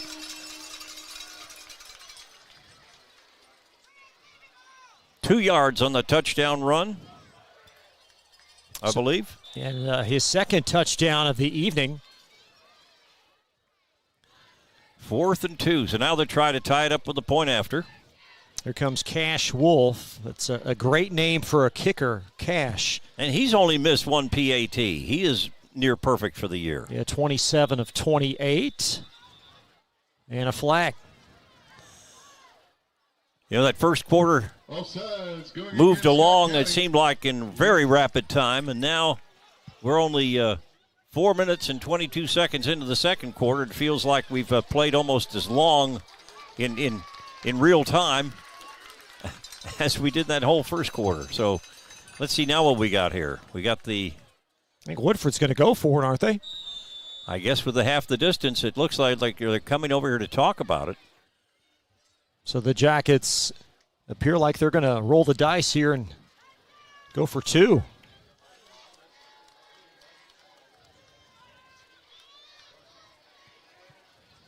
Woodford County going to go for 2. Yep. And Tomlin going to try to do it himself. He's being bumped around in for the 2-point try. He did get across. Big one, Woodford County takes the lead 15-14. We'll see how that adds up at the end of the night. 7:38 first half. Tomlin in for all 15 of Woodford's points. More coverage right after this pause on Glycod. No one college can be all things to all people, but Bluegrass Community and Technical College is as close as it gets. We're affordable, like you've got a great chance to graduate with little to no debt. Affordable, flexible, with in-person, online, and hybrid programs. And you can easily transfer your credits to continue on to a 4-year university. So while we can't be everything to everyone, we can be a lot of things to you. Learn more at bluegrass.kctcs.edu. You're watching Central Kentucky High School football on Glycod. Chris Labar and Carl Nathy back in Versailles. Woodford goes for 2, and they've got a 15-14 lead in a very short kick, gobbled up at the 32-yard line for Scott County. It's J.T. Wells, and Wells for a couple up to about the 35. Wells on the kickoff return, hit initially in there by number 2, George. As you mentioned, we're here in Versailles at Falling Springs Park. This is quite a complex. The Woodford County High School, the newer high school, is right here. And they also have a facility, the Woodford Theater. They've got a railroad thing that you can ride nearby here. They've got a pool, recreation area. It's a tremendous facility and a good town-gown relationship between the school district and the Woodford County for its citizens. I compliment them very sincerely. First down and 10. There is Ray, and Ray will take it just shy. Skylar Way, just shy of the 45-yard line of Woodford County. Skylar Way, 5'9", 188-pound junior. That's a gain of 17. They're in Yellow Jacket territory at the 49.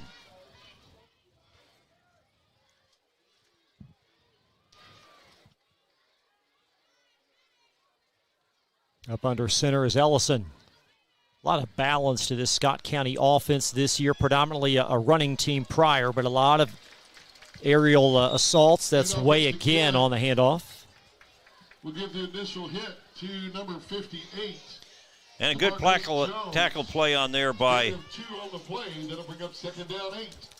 Woodford County's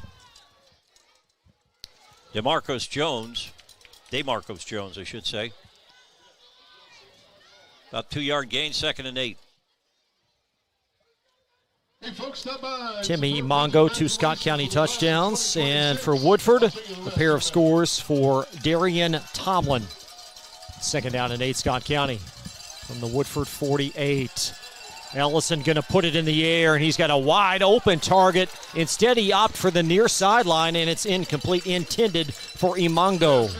Chris Reed made contact with Imongo, but they said they were both going for the football, so no flag there. No flag. Carl, he had a receiver, as you look on the replay here at the middle of your screen, that he simply, I don't think, saw. Yep.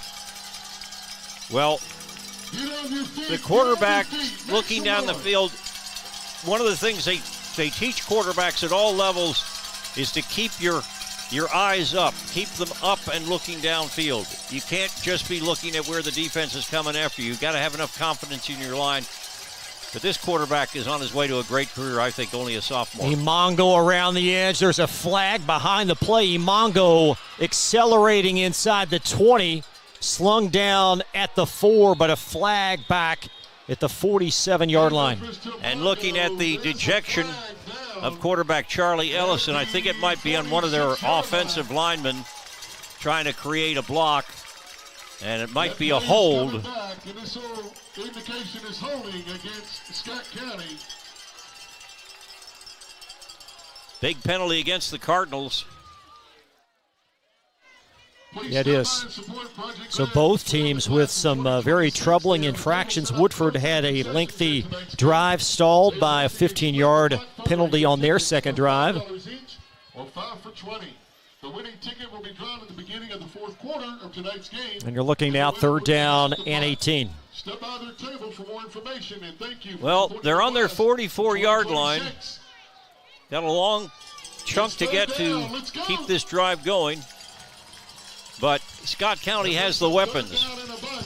If you take away that penalty there, they would have been knocking on the door, 1st and goal from the 5. Ellison up under center. Coming around the edge, the ball in the belly of Garrett, and Garrett slides through the hole. And Jaden Garrett, a first down as he's fighting for yardage down at the 18-yard line. Absolutely wonderful run by Jaden Garrett, the junior, just 5'6", 150. Once he made his cut, he just almost put a, without hitting him at all, the other guy was just faked out really bad for Woodford County, and he went an extra 10 yards and then was hard to bring down all the way down to the 18. Beautiful. 38-yard gain. So the Cardinals trailing 15-14, but inside the 20. They're in the red zone, so to speak.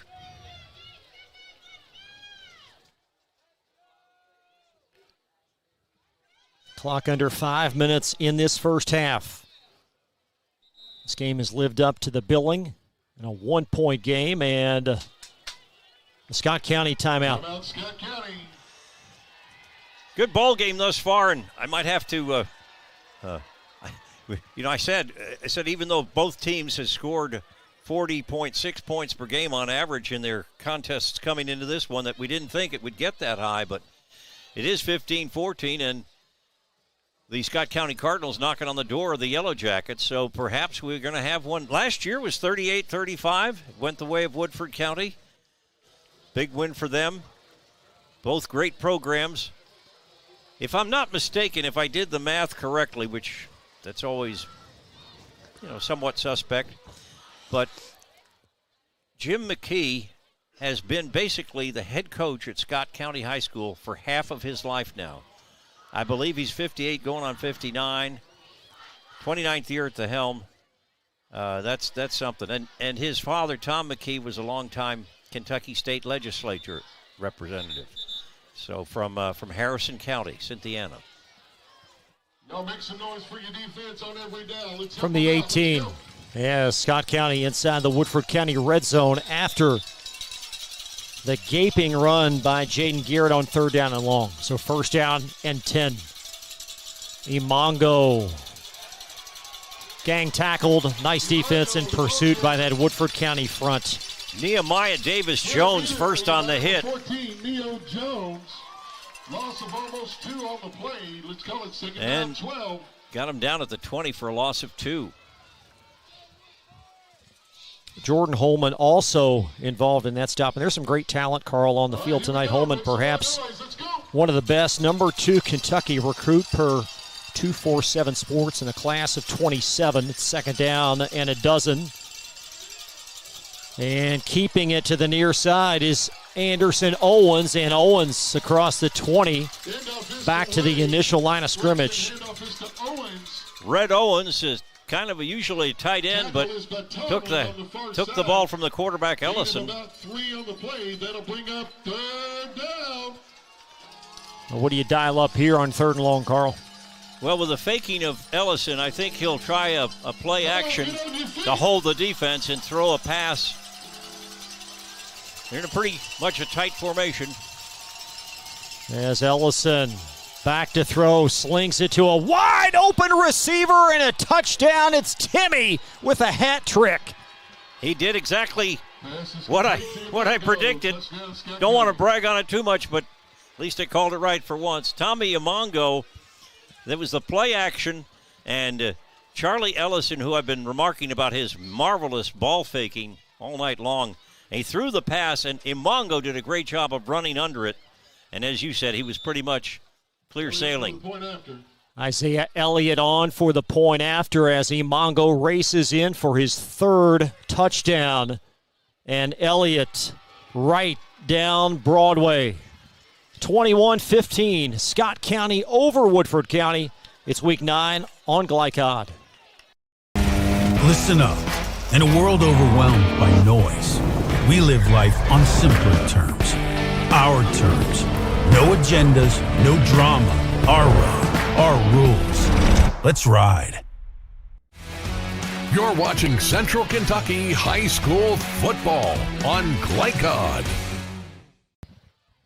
Scott County by 6 after the 20-yard Ellison to Imongo connection. But, Carl, you go back to that 3rd down and long run by Jaden Garrett to set up that score. I'll tell you what, it came at just a very great, opportune time for Scott County. I'm impressed with the ball club, with their resilience. Both teams, again, they have the attitude. It's a 48-minute ball game. We're going to have to, when we take a punch, we're going to have to give one back, and that's what's been happening in this ball game. And a short kick to the right. It's going to be cradled by Grayson Hodge, and Hodge across the 35 down to the 48 and just shy of midfield. Now, Grayson Hodge did a great job of waiting for his blockers to develop and coming up on that run back.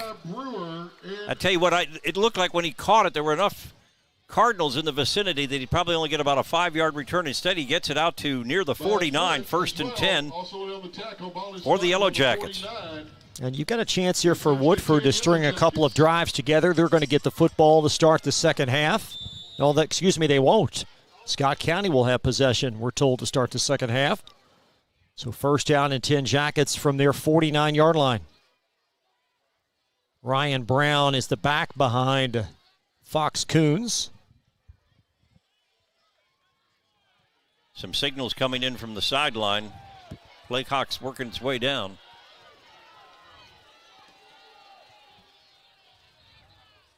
Hodge on the grab, and Hodge breaking tackles. Grayson Hodge slung down at first down up to the 39-yard line, and a pickup of 14 tackle by Riley Colvin. Hodge was evasive on that one. A couple of great fakes.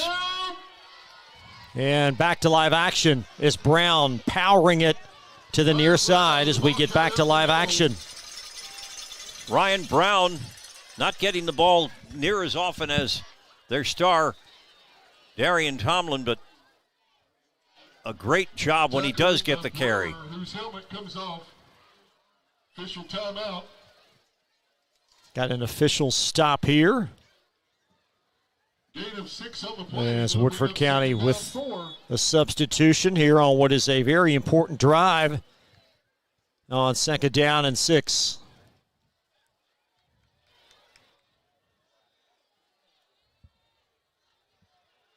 Woodford County 2 timeouts remaining. There's Coons in the gun. Brown with the tote, and Ryan Brown a couple yards inside, tackle by Lester Cruz of Scott County. Brown, the ball carrier. 3rd down at about 5. Give a quick shout out to our high school officials tonight. High school officials in all the sports across Kentucky, by and large, do an outstanding job. It's not always a popular job. Really wish that fans would understand that the officials really don't care who wins the ball game. They're out here trying to do their job, and KHSAA needs your supportive officials to keep us having these great high school sports. Darian Tomlin back in after taking the first couple of plays of this series off. Be 3rd down and 5. With Coons in the shotgun. Sets up a screen to Tomlin. There's the grab. There's the go. Darian Tomlin down the far sideline. And he's going to go in for his 3rd touchdown. And I'm telling you, Scott County had a couple of chances. Juju Harmon tried on the sideline to knock him out. Unsuccessful. And I'll tell you what, Darian Tomlin having a fabulous night and a fabulous season. Some high-level athletes on display tonight as Tomlin takes in that screen pass. And Woodford County on that even point, if you will, as they're tied. They're going to break the tie potentially as Cash Wolf back out there. 33 yards on that pass and run for Woodford County. And Wolf's kick. Perfect. Let's take one more look at the screen for 6 for Woodford County. Left in the first half of this slug out. A couple of guys had a chance to knock him out, but he is a tough customer. Tomlin at 6'2", 203, a junior. A lot to look forward to for this Woodford County Yellow Jacket team. Well, now you have a chance, if you're Scott County, again, you're going to get the football to start the second half, so a chance to string a couple of drives together. 1 timeout remaining for them in the first half. And, you know, I think in this matchup, what we're seeing is not necessarily bad defense. We are seeing talented football players that are evasive, strong, make some great moves. I think both teams have shown they can score the football. That's what they're doing tonight, but I don't think it's necessarily bad defense. There have been a couple of poor fundamental tackles on each side, but for the most part, it's been the quality of the offense. Markel Moses back to return, a high kick and fair caught for Scott County at their 31-yard line. Fair catch signaled by number 42. Jackson Bishop, one of the up men, so the Cardinals, we'll see how they play it here with, again, 1:33 in the half and a timeout at their disposal. If I've got a quick moment, the kickoffs remind me in a different way of our old high school coach. I grew up in the Northeast, but Pete Kurchak, who actually was our coach and athletic director in football, he played football at the University of Kentucky in 1937, found his way up to New York State, but he believed in the kick that you didn't go deep, you didn't want the long return. That's what we've been seeing all night tonight. What will Scott County do here? There's a hand to the near sideline, and that's Imongo. Oh, my. Timmy Imongo down the far sideline, and he is going to go in for a Scott County touchdown. And the sleight of hand by quarterback Charlie Ellison once again. This guy has got to play some outstanding high school football, and hopefully he's 6'2", 160, so I don't know about the future. He's a little light, but I'll tell you what, the way he can handle the football and fake people out is tremendous. I think I was blocking the scoreboard there unintentionally. Isaiah Elliott on for the point after as Keller Furnish with the hold. And Scott County adding 6 more plus the extra point on the board. Wow. Rock'em sock'em football here. Just after Woodford County takes the 22-21 lead, Scott County answers. And they go up 28-22. I believe now that's 50 for 50 for the Scott County place kicker in the person of Isaiah Elliott. 50 for 50 on extra point kicks this year for the 6-foot, 160-pound junior place kicker. And he's 1 of 1 on field goals. But tell you what, in special teams, one thing you have to give credit to is the center has to make a good snap, the holder has to make a good catch and a good placement of the football, and then the kicker has to have good form and good timing. You have to do all that, at least in the college ranks, in about 1.8 seconds. I would say probably about 2 seconds or 2.2 seconds in most high school games. And pros, it's probably even more like 1.7. It's great teamwork. A lot of people call it chip shots when the extra point, but believe me, it's great coordination and a lot of practice.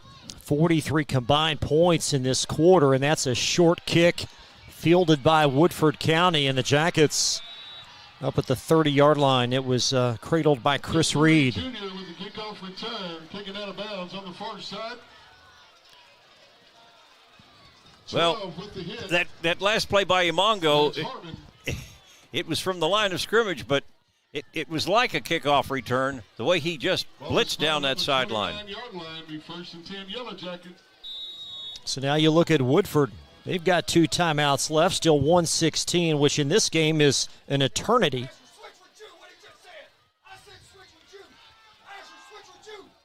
There's Fox Coons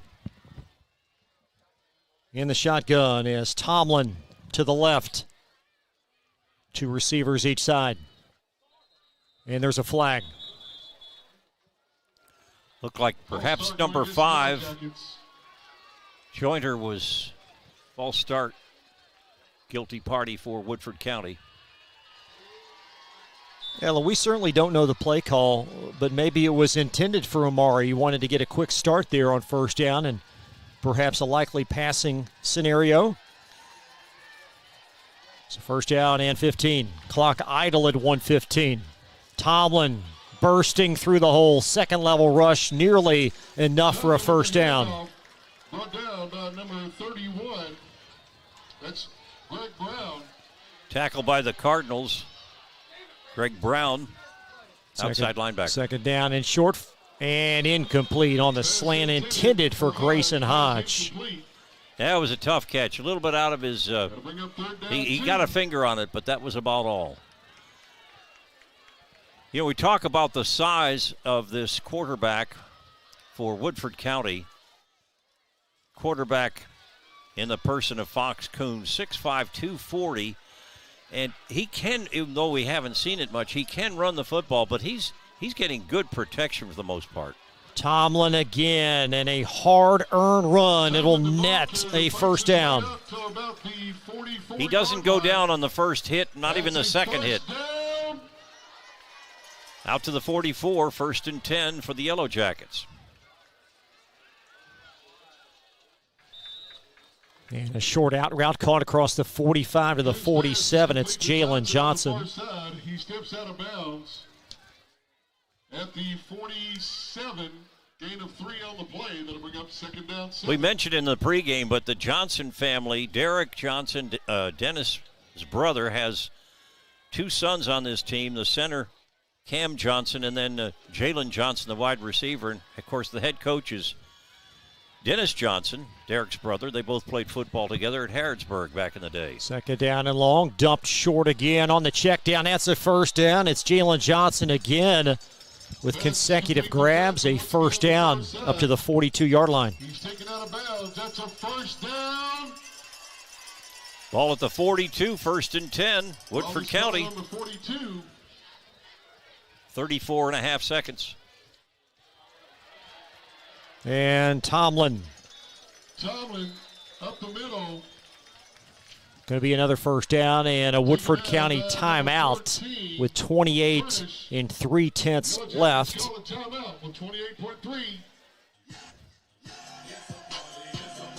Really important drive here, Carl, for Woodford against Scott County. He's going to possess the ball to start the second half. Well, both teams showing the ability to move the football, and the stalwart Darian Tomlin for the Woodford County Yellow Jackets, big number 0, and he's just an impressive ball player. And on the other side, very impressive ball player. Sooner or later at the end of the night, we're going to have to pick a player of the game, but halfback Timmy Imongo for Scott County, number 9, he's something to watch. And both of them, and along with some of their other teammates, very difficult to bring down. But these guys, this Tomlin, his yards after contact are impressive. Same thing with Timmy Amongo. And people talk about the Kentucky Wildcat football with some of the successful years when you had like Benny Snell and Chris Rodriguez and people like that. When you have that back that can just make yards after the first contact, you're really ahead of the chains a lot of the time. Just outside of your camera view, there's a reason we're showing you that. Where's Coons back to throw, and he's going to flip it. Nice, delicate pass. It's a first down for the 25. Cale Rytar on the grab. So Woodford dinking and dunking, but effective down the field.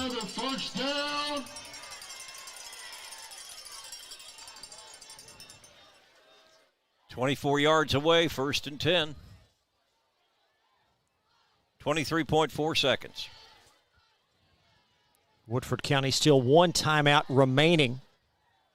The two receivers to the bottom of your screen, Grayson Hodge in the slot. He's facing us as you see him. They're nestled the 25-yard line. And Coons with the snap, slings it across and nearly intercepted. Oh, boy. That was right in the breadbasket, it looked like. Asher Brewer, I think he was screened a little bit by the offensive receiver, but whew, good break for the Yellow Jackets there. Scott County already with one interception in this game. It occurred very early. Juju Harmon with the Woodford County interception as it's 2nd and 10, and that ball is dumped short. Caught for a couple yards to Jalen Johnson up to the 23-yard line. I can't help but think that when push comes to shove, they've got 16.5 seconds and a timeout, but if they don't pick up something more than that, they're going to have to involve Darian Tomlin. He's the big threat on the field, number 0. If they want to get into pay dirt, I think he's going to have to touch the ball on this at least one more time on this drive.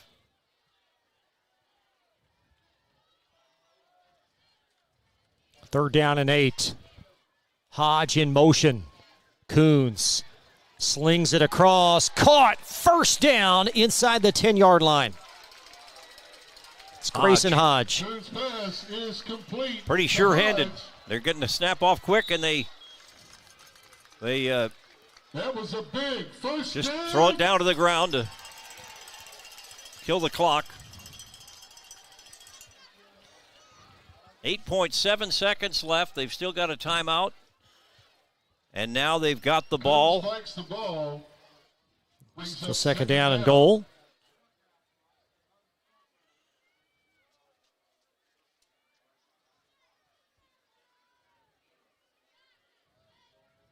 Woodford County still a timeout remaining. As Tomlin, 3 first-half touchdowns in the backfield. Coons back to throw to the boundary. There's incidental contact, but a flag is thrown. Oh, yeah, I think it's a little bit more than incidental.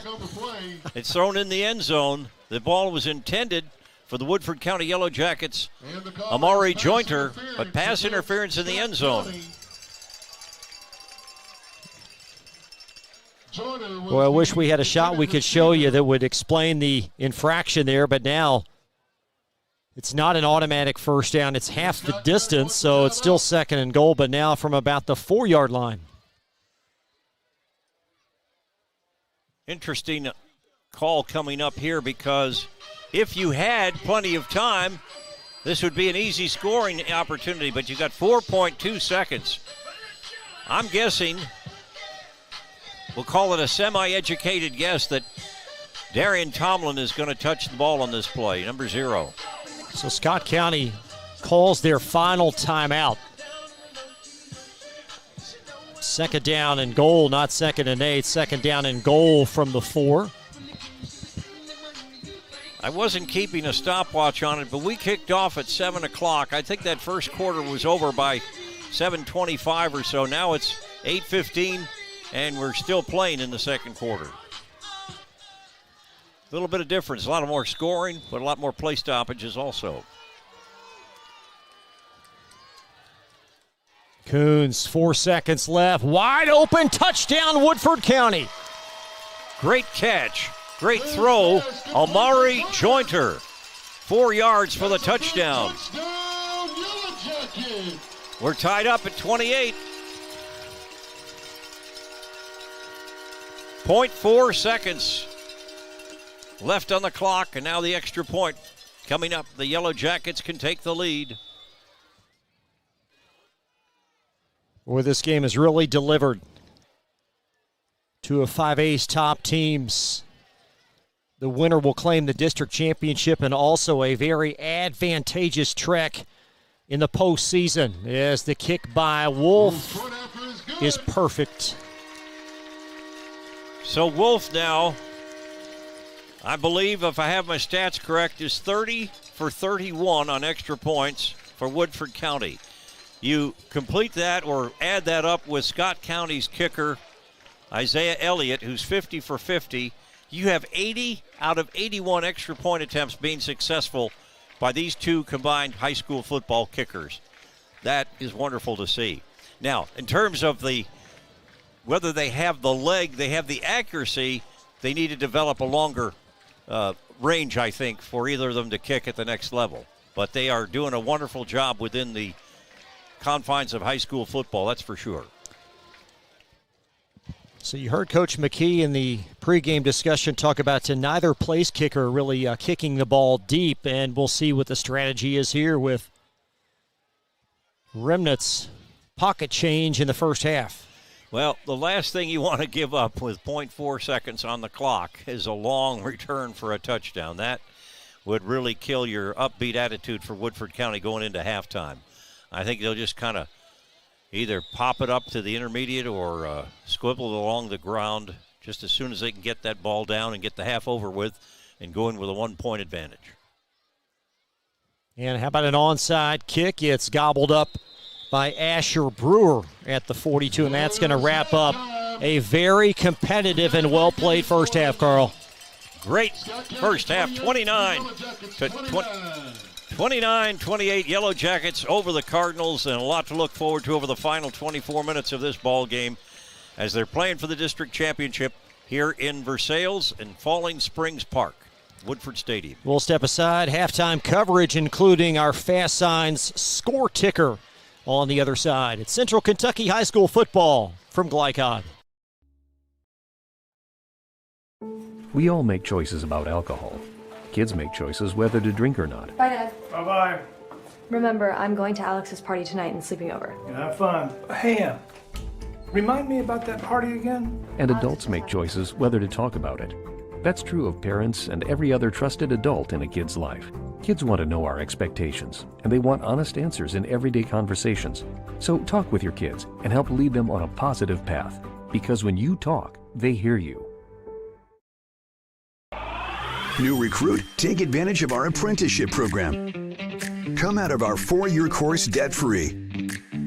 With health insurance, a guaranteed pension, a degree, and an electrical license. 3 words I'd use to describe the apprenticeship are opportunity, skillful, educational, solid career path, rewarding, beneficial, and a brotherhood.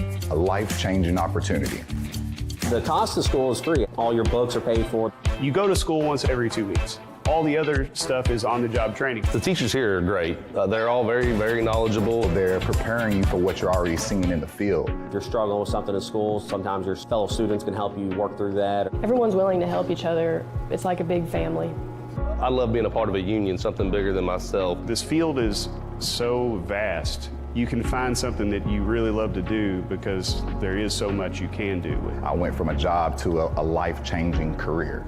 Power up your potential with the IBEW. Home of excellent service, support, and satisfaction, Lexington Outdoor Power Equipment is your one-stop mower shop. Family owned since 1985, Lexington Outdoor offers top brands like Husqvarna, Toro, Grasshopper, and Echo. Plus, free pickup and delivery.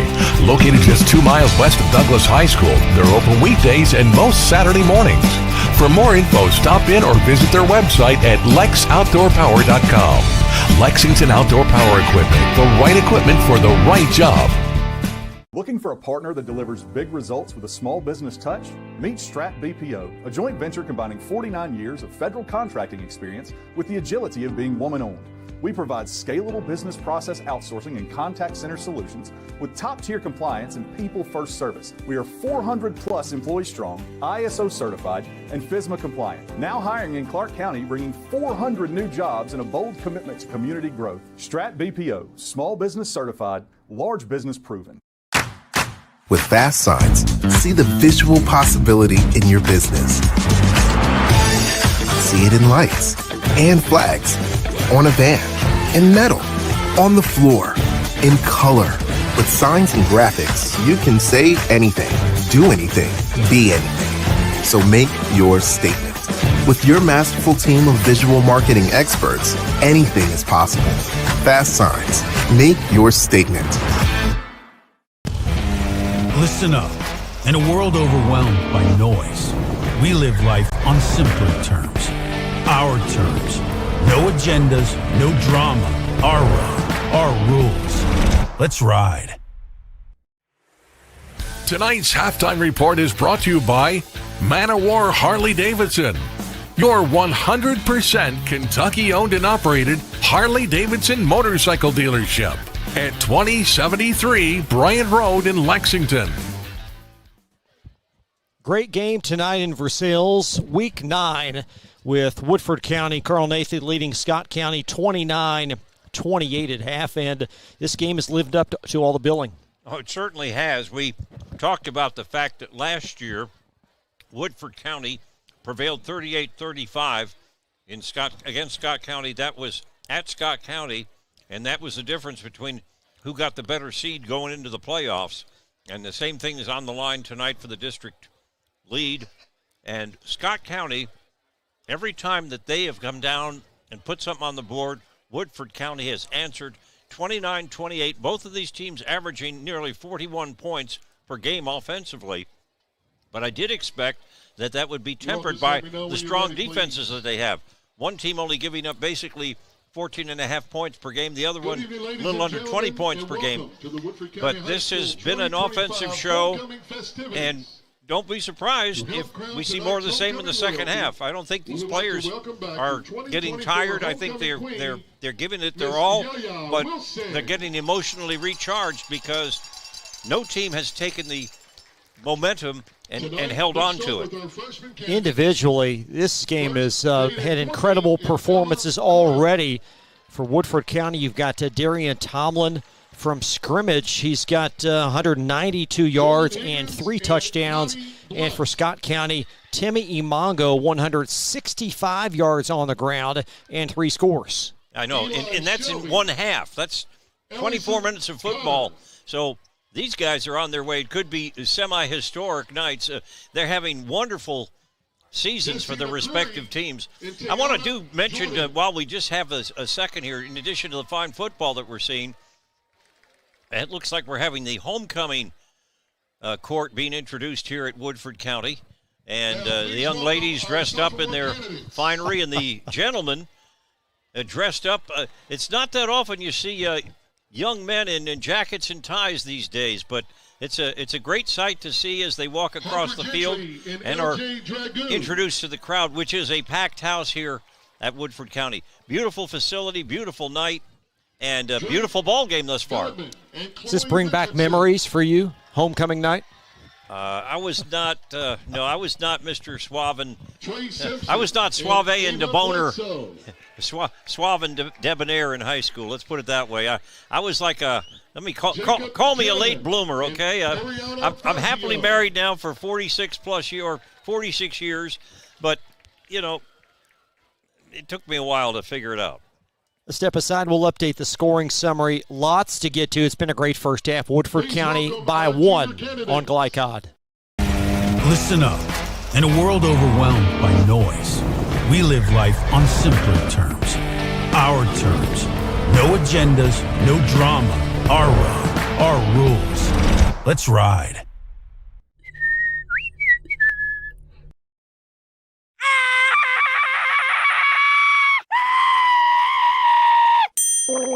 Leaves and other dirt and grime are no match against the experts at Suntime Pools, your BioGuard dealer. Weekly service, computerized water testing, or just need advice. Our reputation has made us the company of choice for all your pool needs. Visit us today for a full line of BioGuard swimming pool products.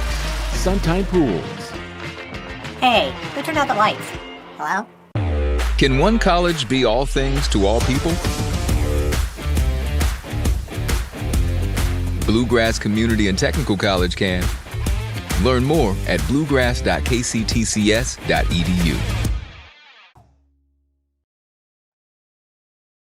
We're here to hear what's on your mind. Take this time to talk and get it right. You know I'll be there all your life. When you need me, I'll be by your side. Little everyday conversations about the dangers of underage drinking can make a big difference in a child's life. Talk, they hear you. Proudly based in Jessamine County, R.J. Corman Railroad Group has been serving North America's railroad industry since 1973. Find out more by visiting rjcorman.com. For high-quality railroad service, it's R.J. Corman.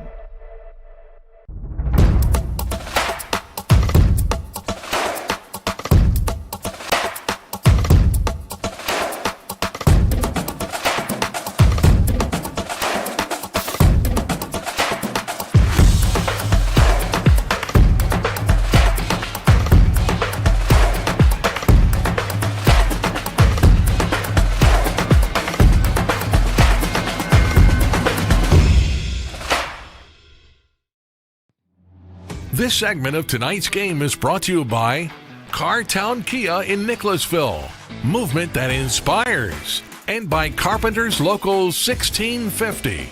Build your winning career today. Back in Versailles, it's homecoming night as Woodford County by a point, 29-28 over Scott County. Who wins this game and how do they do it tonight, Carl?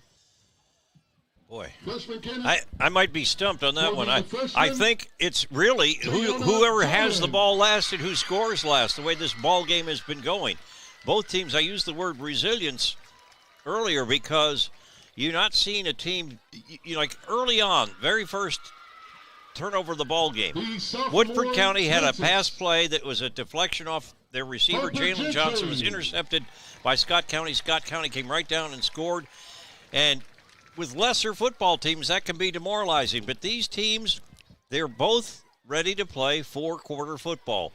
They obviously came in emotionally charged, but their coaches got the message across that this game's not going to be won in one 12-minute segment or a second 12-minute segment. You have to play all four quarters right to the final whistle. Much as it was last year, the three-point win by Woodford County came to a last-second field goal in the 2024 battle between these teams. But two great coaches, Jim McKee, 29th year at Scott County. Dennis Johnson, we mentioned his late father, Alvis, who was a legendary coach at Harrodsburg High School, which later merged into Mercer County High School. But Alvis not only coached football, had a great track and field program at Harrodsburg. And Alvis Johnson later went on to be an administrator at the University of Kentucky. We lost him about a year and a half or so ago. Wonderful man. 74 great years on this earth, but touched a lot of lives in a lot of ways. And he'd be very proud of his son, Dennis Johnson, and the job he's doing coaching this Woodford County program. Well, in all the years that Glycod's been producing and creating live streams on behalf of Woodford, so many games over the years where you'd see him, just a family affair at all these games when Jasper was playing here. And you speak about the family affair, it continues because Derek, Dennis's brother, they've got the two players on this, Jalen Johnson, wide receiver, and Cam Johnson, the offensive center. Not only that, if you look at Dennis Johnson's own family, his son Jasper Johnson, we mentioned this in the early part of our broadcast tonight.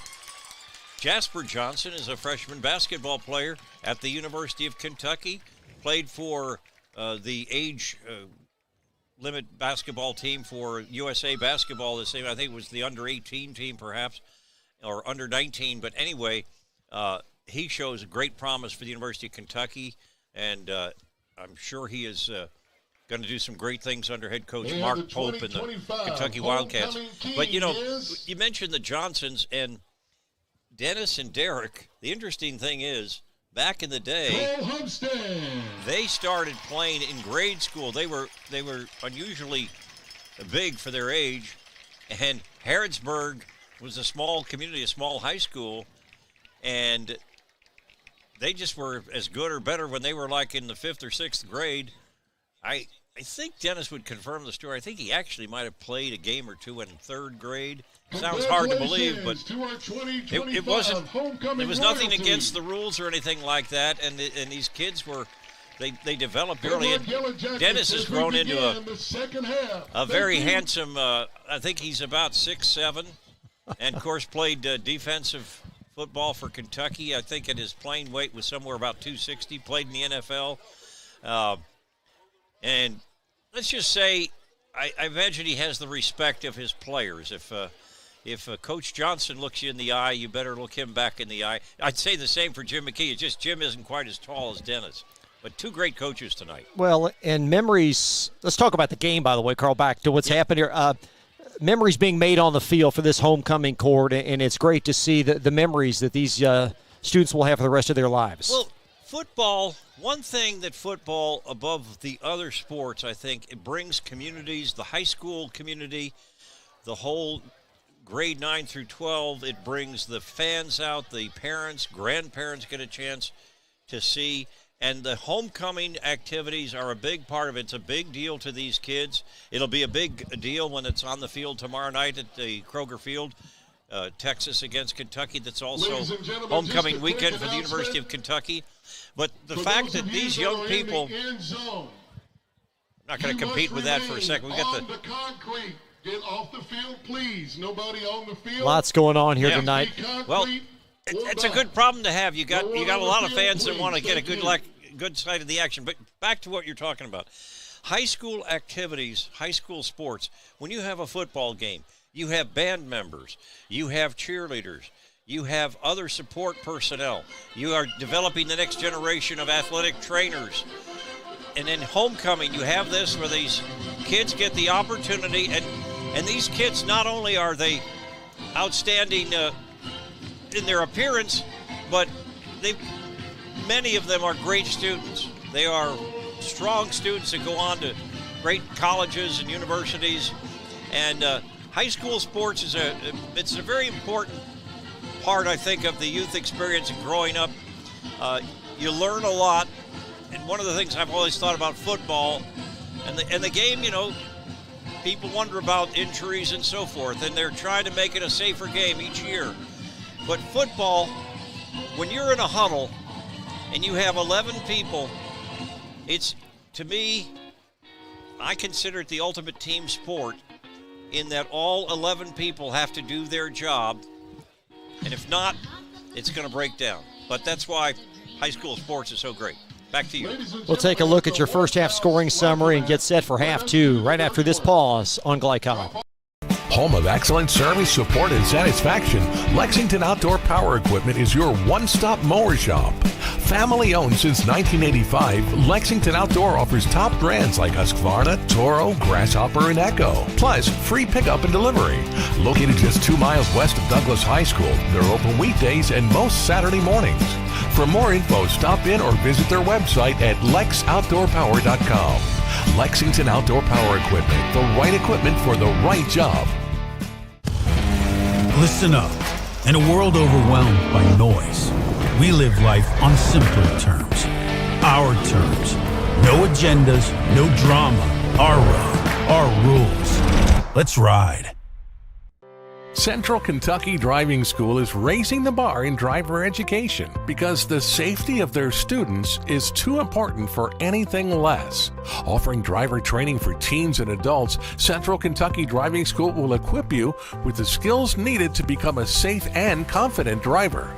A proud community partner, Central Kentucky Driving School invests in their students and families and guides you every step of the way. For more information, give them a call at 859-538-7775 or visit drivecky.com. For any of your window, door, and siding needs, contact the team at Elite Building Products. Their factory-certified, licensed, and insured contractors have been installing energy-efficient windows and doors for over 30 years. They also offer energy tax credits and military veteran discounts.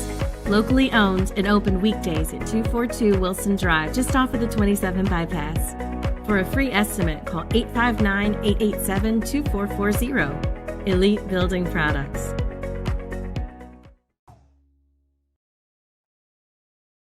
We're here to hear what's on your mind. Take this time to talk and get it right. You know I'll be there all your life. When you need me, I'll be by your side. Little everyday conversations about the dangers of underage drinking can make a big difference in a child's life. Talk. They hear you.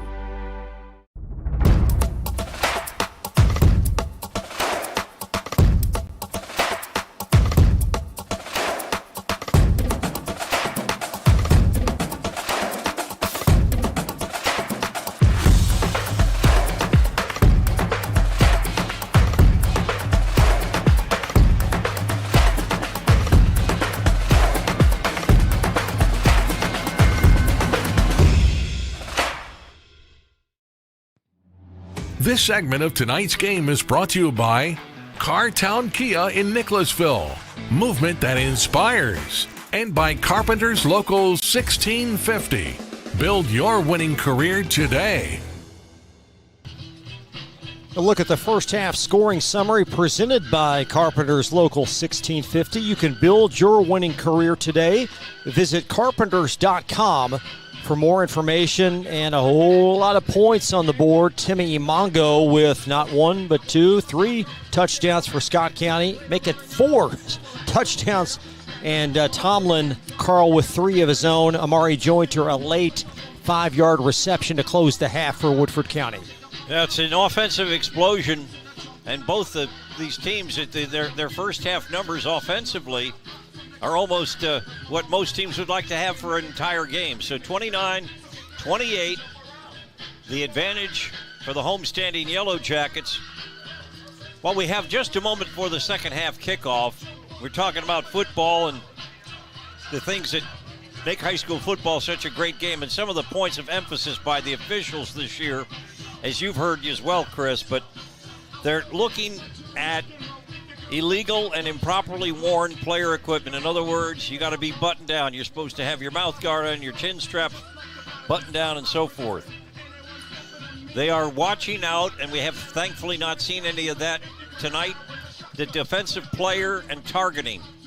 The safety issue in football is becoming more and more important. And, of course, they're looking for good sportsmanship. I think that's what we've seen tonight thus far, even though it's a hard-fought ball game. We've not seen any scuffles or whatever after the play, anything like that. We've seen some penalties, but they've been like offsides or false start, that sort of thing. So it's good, and I you can't say enough how much the Kentucky High School Athletic Association and the fans of Kentucky appreciate the job that officials do. And if you don't appreciate the job the officials do, you should, because without them, as one of the messages that they have that goes over the airwaves says, if we don't have officials, it's just like recess, okay? It's just like gym class. We're out there, we're not playing for anything. So the officials are an important part of the game and need to be respected by the fans, and people, as I said earlier in the ball game, need to realize that they don't care who wins the game. They're out here to officiate a fair contest. And yes, officials make mistakes because they're human like all of us, but they do their best. I'd say the vast majority of high school officials in all the sports here in Kentucky are trying their very best to give a good service to these student athletes. 681 yards total offense in the first half. Scott County will possess the ball to start this second half. Charlie Ellison, only 3 pass attempts in the first half. 1 out of 3, 17 yards and a touchdown. Timmy Imongo on the ground, 6 carries, 165 yards and 3 touchdowns. For Woodford County, Fox Coons, 13 of 22 through the air, 157, 2 touchdowns, and 1 interceptions. And Darian Tomlin, 17 rushing, 139 yards on the ground with 2 touchdowns. I'll tell you, one of the greatest things for the Scott County Cardinals is that young quarterback, Ellison. He is a great ball faker. Imongo back alongside Markel Moses as this kick scooped up by Imongo. And Imongo at the 25-yard line. And Imongo racing across the 40. Check that, across the 35 to the 38. And the tackle there made, and a sure one it was, Jordan Diallo on the special teams for Woodford County. Imongo was getting up ahead of steam. As it was, he returns it across the 35. Out to the 38-yard line, 1st and 10, good field position for the Cardinals. Chris? See what this Scott County offense can do. Skylar Way, a very productive first half. Jaden Garrett as well in the backfield along with Timmy Imongo. And there's a quick dive up the middle at Skylar Way. Skylar Way, 5'9", 188 pounds, powerful runner, a junior. Gain of 3, that'll bring up 2nd down, 7. Way now 8 carries, 41 yards on the game. That a pickup of 3. There's the end around. Imongo, and not a lot of space. This will be tracked down for a small gain up to the 43-yard line. Most of the night, from what I've been seeing, the defense for Woodford County aligns with 4 down linemen, and then they've got the defensive edge guys. They're kind of a linebacker combination defensive end. They are upright, standing, but it's nothing particularly fancy about either of these teams defensively, but they play some good hard-nosed football. A big 3rd down here on the first drive, and an early Scott County timeout. A big one that'll bear watching about an hour from now. 10:53 in the 3rd. Woodford by 1. It's week 9 on Glycod. Can one college be all things to all people? Bluegrass Community and Technical College can. Learn more at bluegrass.kctcs.edu. Need a tow? Martin's Peterbilt Towing Service is here 24/7. Based in London and Pikeville, we will travel to you. Commercial trucks and trailers, no job too big. Call us 24 hours a day, 7 days a week. Martin's Peterbilt, keeping you rolling. You're watching Central Kentucky High School football on Glycod. 3rd down and 5. Post timeout. Ellison back to throw, and Ellison devoured and sacked back at the 35-yard line. Wow, what a pass rush by Woodford County. And it was a team effort. They gang tackled him. First sack of the night that I can recall. Jackson Irvin apparently made one of the hits on that play. It's Elias Tackett on the sack. Well, that time his ball faking didn't freeze the defense too badly. There was a flag apparently away from the center of the scrimmage line. Let's see what they call. Take a look at the sack again. They're waving it off. No penalty on the play. It had come in the Woodford County defensive backfield, but it was waved off.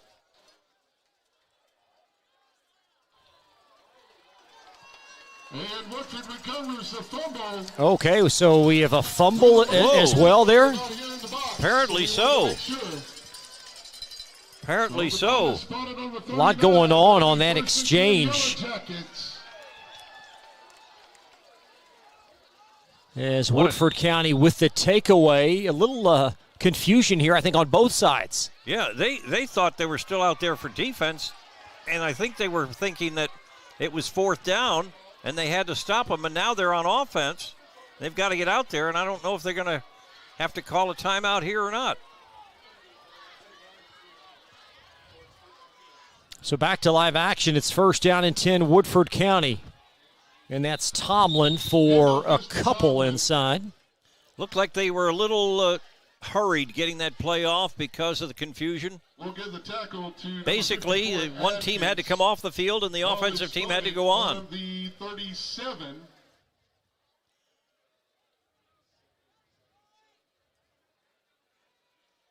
Second down and 8. So both teams with a takeaway in this game. Cardinals took one away on Woodford County's first play from scrimmage in the first quarter. And to the near side, it's Tomlin, and Tomlin a couple across the 35. Now you've got third down and medium. An excellent tackle made by Cardinals player Riley Colvin, 5'9", 190 pounds, junior linebacker. Third down and about 6. 3 receivers to the near side. Fox Coons trying to dial something up here to continue this drive.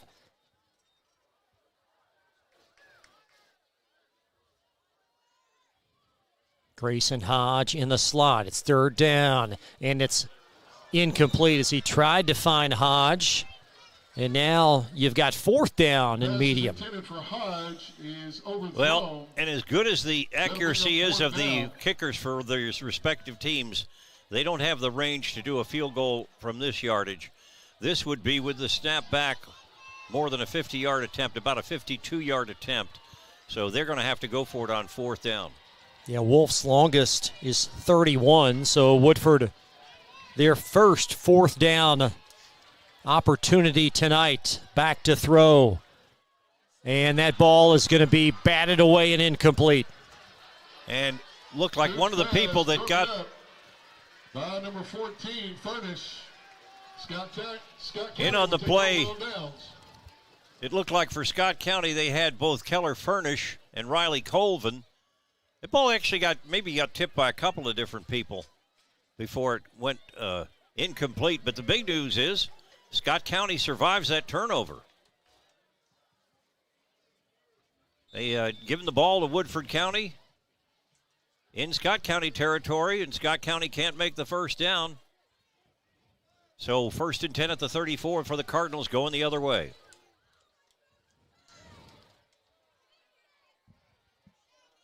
Imongo in motion. And Ellison going to keep it himself, trying to dance outside, and he'll twist. But a loss of a couple is this Woodford front, Carl, starting to really play well. They are, and for some reason, maybe it's a coaching adjustment, maybe it's something that they were teaching, but the quarterback, Charlie Ellison for Scott County, his ball fakes don't seem to be working with quite the same audacity they did in that first half.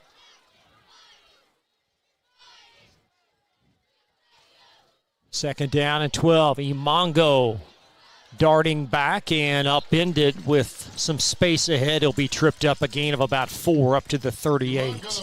Jordan Holman, 6'3", 195 pounds, bringing down the big and fast guy for Scott County. 3rd down and 8. And Scott County trying to continue this drive. And a run to the near side, and a wonderful pursuit as Jaden Garrett is tripped up at the 36 for a loss of a couple. Elias Tackett was not to be denied. 6 foot, 208-pound junior linebacker. Strong tackle. 4th down for Scott County, and they'll be punting it away. Car up on the hill, please turn your lights off.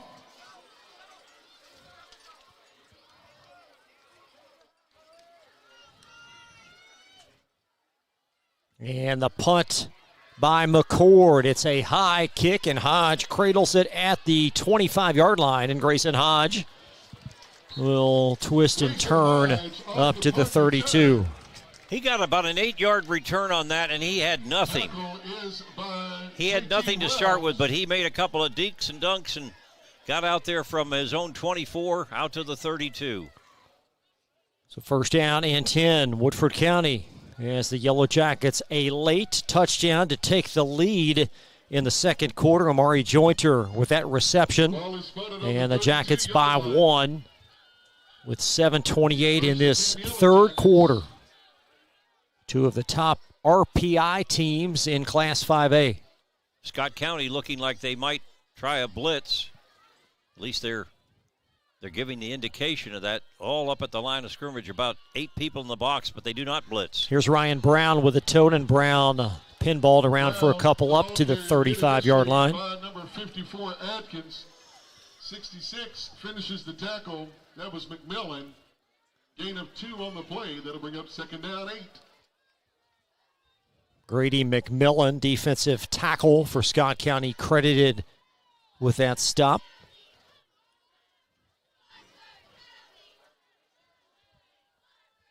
Under 7 now. There is Tomlin, and Tomlin a shifty run. That's Brown again, I beg your pardon. Gain of about 4, so now you've got 3rd down and 4. This one I'm looking for number 0. That would be one Darian Tomlin to get his hands on the ball here. Well, yeah, you still have Ryan Brown back. Brown is back there, okay. You still have Ryan Brown, the understudy, as it's complete across the middle. That's Jalen Johnson, another intermediate grab, but this going to move the sticks. I guess you'd say he found the seam of that defense, and it was a timely throw, quickly delivered by Fox Coons. And there is a whistle before the play can develop as Tomlin up the middle. Indication is false start going against the Yellow Jackets.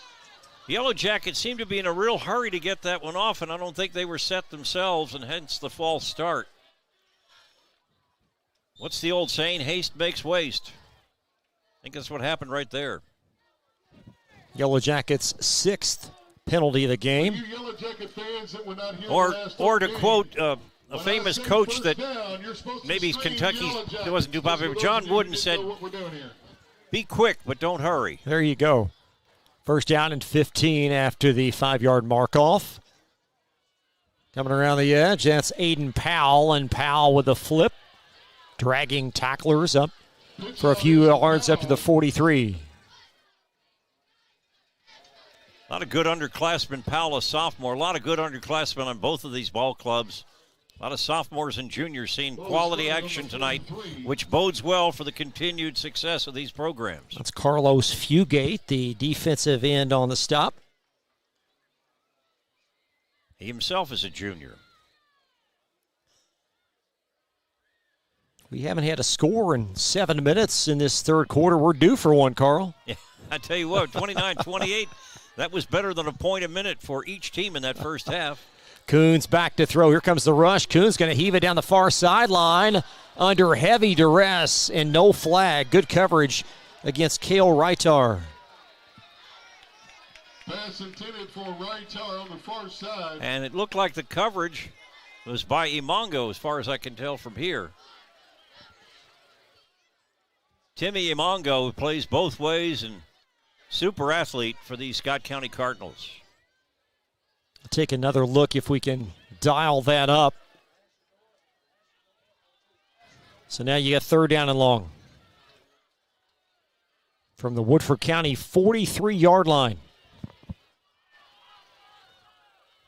3 receivers beneath us. Coons back to throw. Coons across the middle, and a great grab by Jalen Johnson, and Johnson in for a touchdown. And Scott County's Asher Brewer had one last try at him, and Jalen broke that tackle. Super play. 57-yard quick strike for Woodford County. Beautiful throw delivered by Fox Coons, the quarterback, and a nice catch and run by Jalen Johnson. Here comes Cash Wolf on for the point after. I told you we were due for a score. Good call. Add 1 to the Jackets tally. A big drive looming for Scott County. 4:47 in the 3rd. You're watching Central Kentucky High School football from Glycod. Partner that delivers big results with a small business touch? Meet Strat BPO, a joint venture combining 49 years of federal contracting experience with the agility of being woman-owned.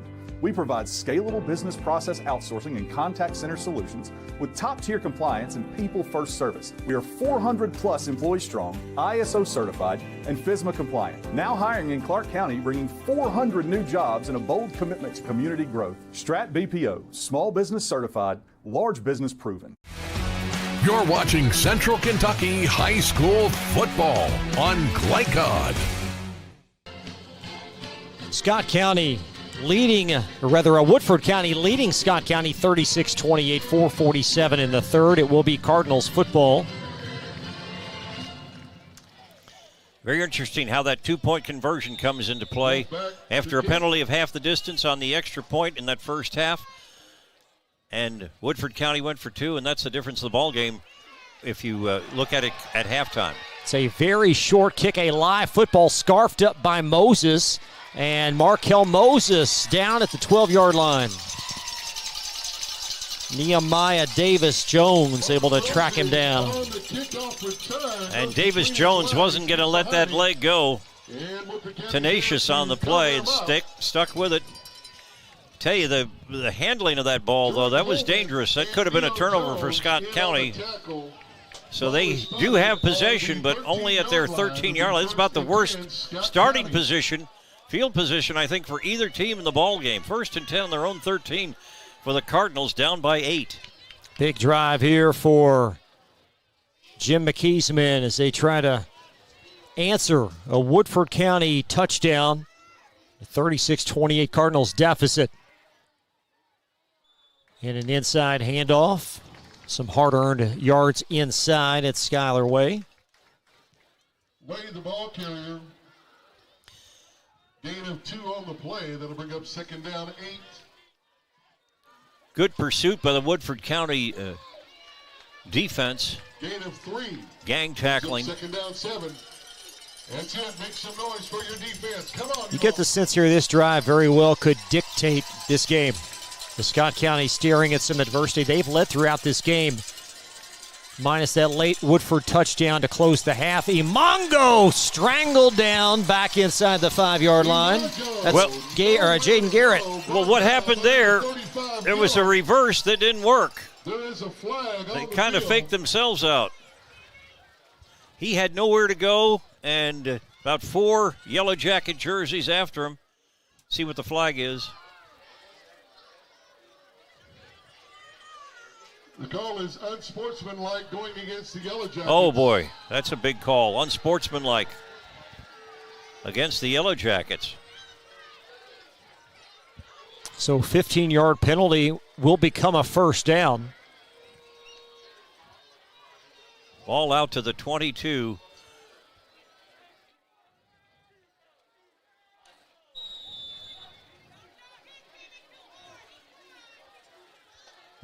That's a case of shooting yourselves in the foot. First time we've had it unsportsmanlike tonight, I believe. So they're going to say 3rd down and 2. I thought it was a 15-yard penalty, unsportsmanlike. So 3rd down and very short. And a run inside. Skylar Way trying to do the dirty work. I think he's got the yardage. Yep. 1st and 10 for the Cardinals. Call it the 25-yard line.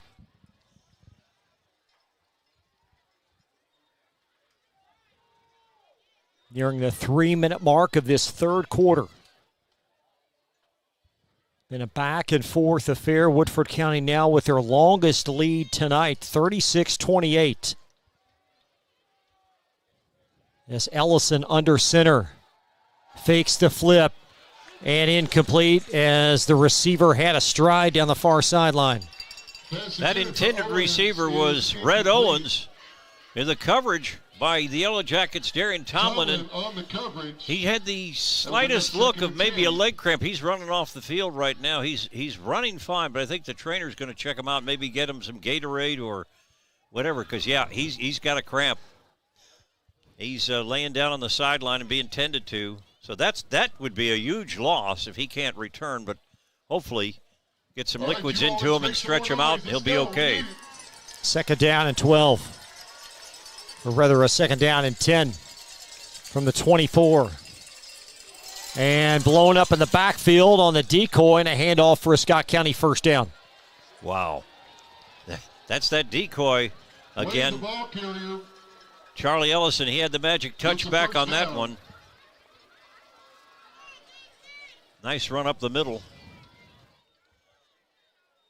1st and 10 at the 37-yard line for the Cardinals, trailing by 8.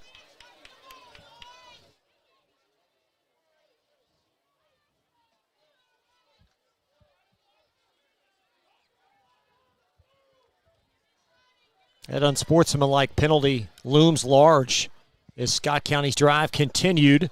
And Ellison, a handoff on the near sideline. It's Jaden Garrett, and Garrett a burner down the near sideline. And Garrett inside the 15-yard line. They're going to mark him back at the 19 where he stepped out of bounds. Jordan Holman saved a touchdown.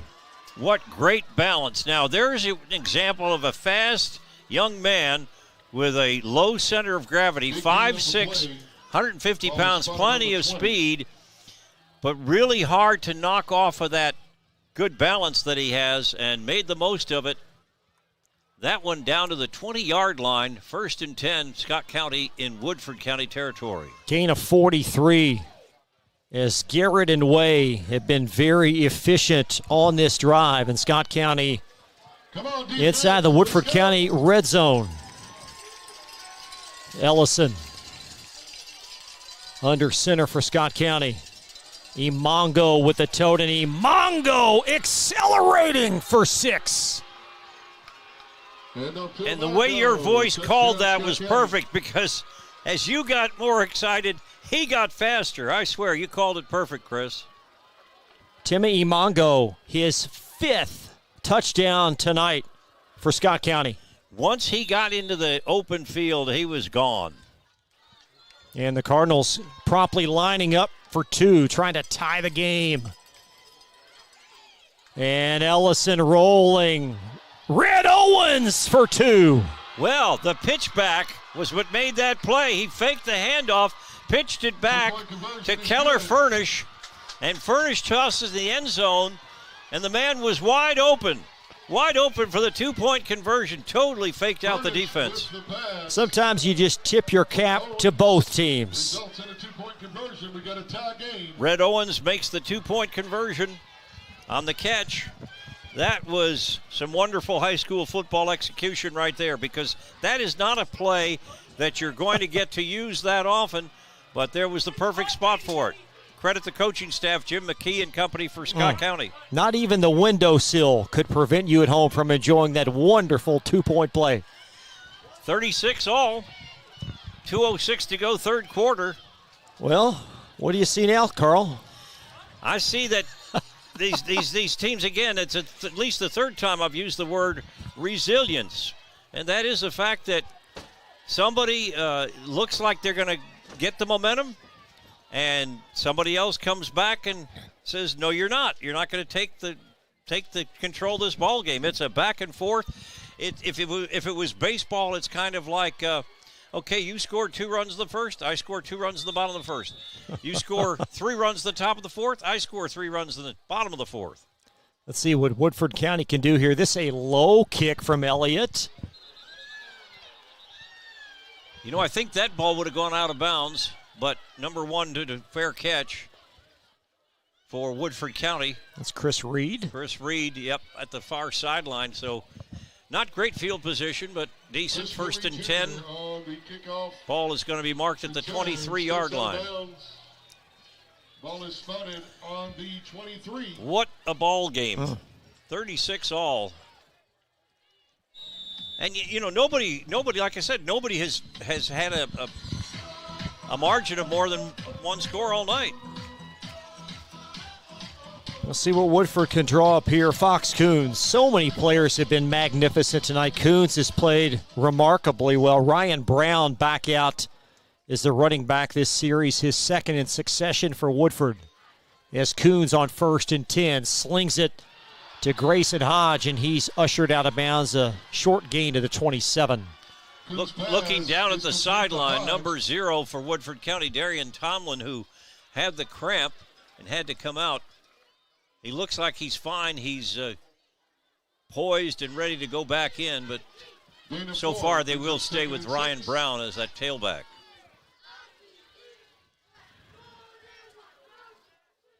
Brown getting the call, bounces out. There's a first down as he'll squirt through defenders.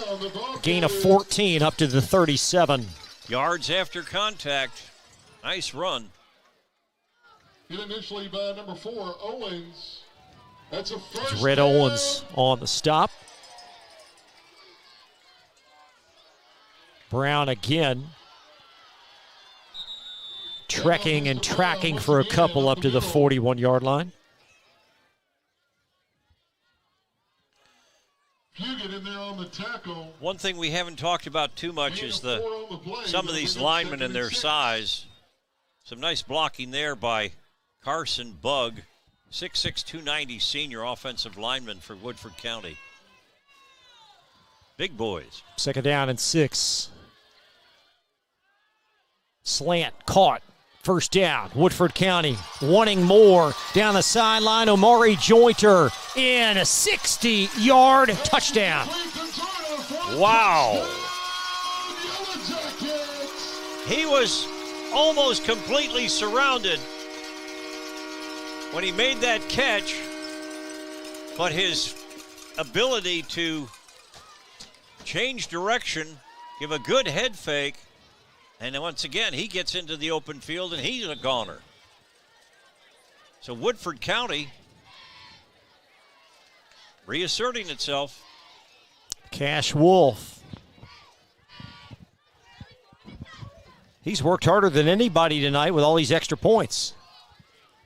Wolf and Elliott, both kickers. Exemplary performances. Snap is perfect, and Wolf's kick right down Broadway. Woodford County responds. What will Scott County do? You'll find out in just a minute on Glycod. We all make choices about alcohol. Kids make choices whether to drink or not. Bye, Dad. Bye-bye. Remember, I'm going to Alex's party tonight and sleeping over. And have fun. Hey, remind me about that party again? And adults make choices whether to talk about it. That's true of parents and every other trusted adult in a kid's life. Kids want to know our expectations, and they want honest answers in everyday conversations. So talk with your kids and help lead them on a positive path. Because when you talk, they hear you. You're watching Central Kentucky High School football on Glycod. 60-yard touchdown reception, Omari Jointer, his 2nd touchdown of the evening, his 10th of the season. And Woodford County, they led by 1.5. They now lead by 7. Remnants of the 3rd quarter, a very short kick, and Scott County with possession at the 35. And J.T. Wells across the 40 to the 43. Nice effort by J.T. Wells. just a sophomore. Well, let's see. So far, teams have been answering one another.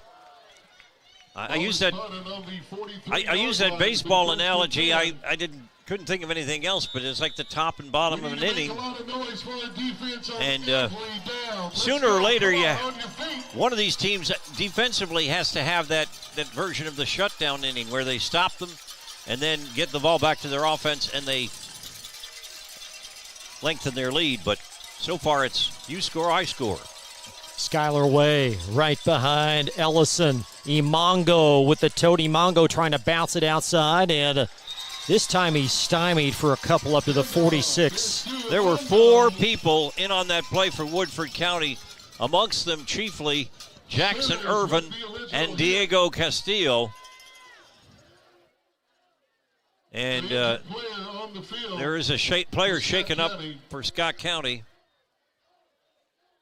I think it's number 7. Yeah, it's Jaden Garrett. He's been very effective. Looks like cramps. As Garrett will be attended to. And he's been very prolific tonight in the backfield as well. Yes, he has.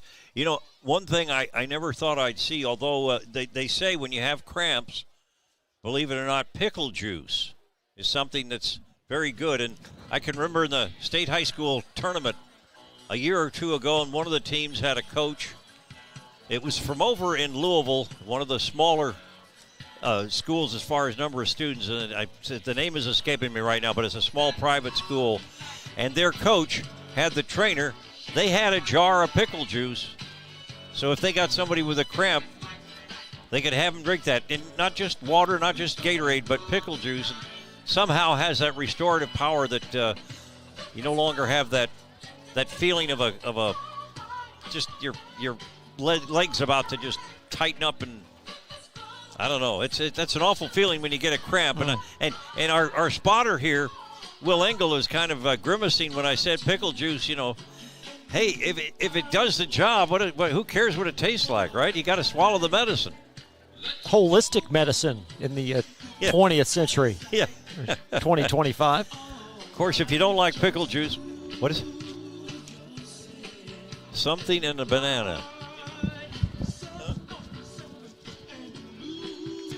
So it looks like Garrett is okay. We certainly hope the best for that young man. And hey, Chris, I just got an update from our spotter, Will Engel. He said, give me a banana instead. Right. So with Garrett lumbering off there, you see, Scott County, they do have a girth of talented running backs. Nick Ransom, perhaps the next man up there. Also, Jay Herring has gotten some carries on the season as well. So you've got second and long here with 17 and a penny left in the third, and now they're going to start the clock.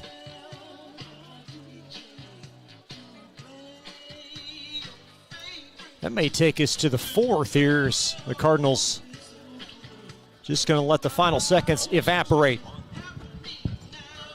So a great fourth quarter coming up. Scott County trailing Woodford County 43-36. You're watching Week 9 on Glycod. We all make choices about alcohol. Kids make choices whether to drink or not. Bye, Dad. Bye-bye. Remember, I'm going to Alex's party tonight and sleeping over. Have fun. Hey, remind me about that party again? And adults make choices whether to talk about it. That's true of parents and every other trusted adult in a kid's life. Kids want to know our expectations, and they want honest answers in everyday conversations. So talk with your kids and help lead them on a positive path. Because when you talk, they hear you. You're watching Central Kentucky High School football on Glycod. Go to the table, collect your money. Back to Versailles, Central Kentucky High School football. Two great teams, two of Class 5A's top-ranked teams. The winner will claim the district championship. Woodford County by 7. Scott County football from just inside their 50. It's second down and long.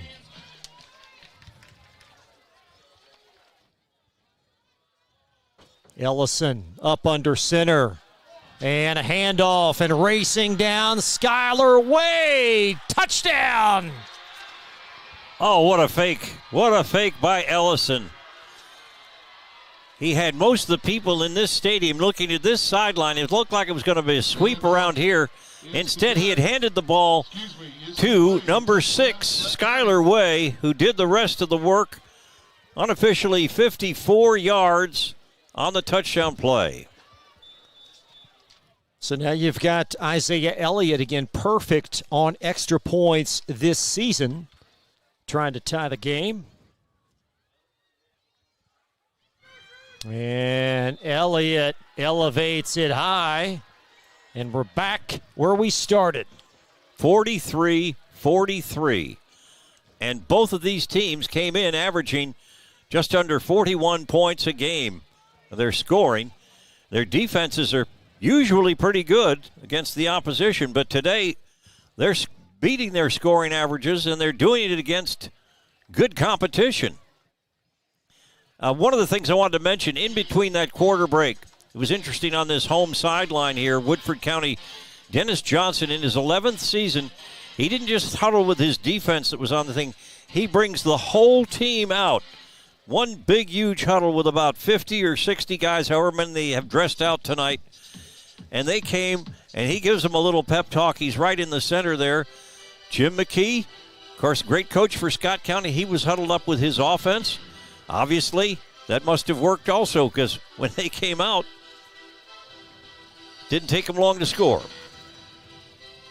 We talked earlier. What's the difference in this game? We'll find out. What a ball game, 43-all. Elijah Ward, Chris Reed Bryson, Grayson Hodge back for Woodford to return. A short kick cradled by Hodge. And Hodge dancing around, and he'll take it to the 37-yard line. He returned that from the 24. Made something out of not much. It looks like officially they're going to say just shy of the 38-yard line. Tackle is by foot. And good starting position. Ball is spotted on Woodford County. It'll be 1st and 10, Yellow Jackets. Yellow Jackets and the Cardinals in an epic battle for the district championship here. A year ago at Scott County, Woodford escaped with a 38-35 win and took the district championship. Scott County trying to turn the tide. Darian Tomlin back in after taking 2 possessions off with cramps. There's the pass out. There's a flag as Grayson dragging tacklers for a couple. There is a penalty marker on the far sideline.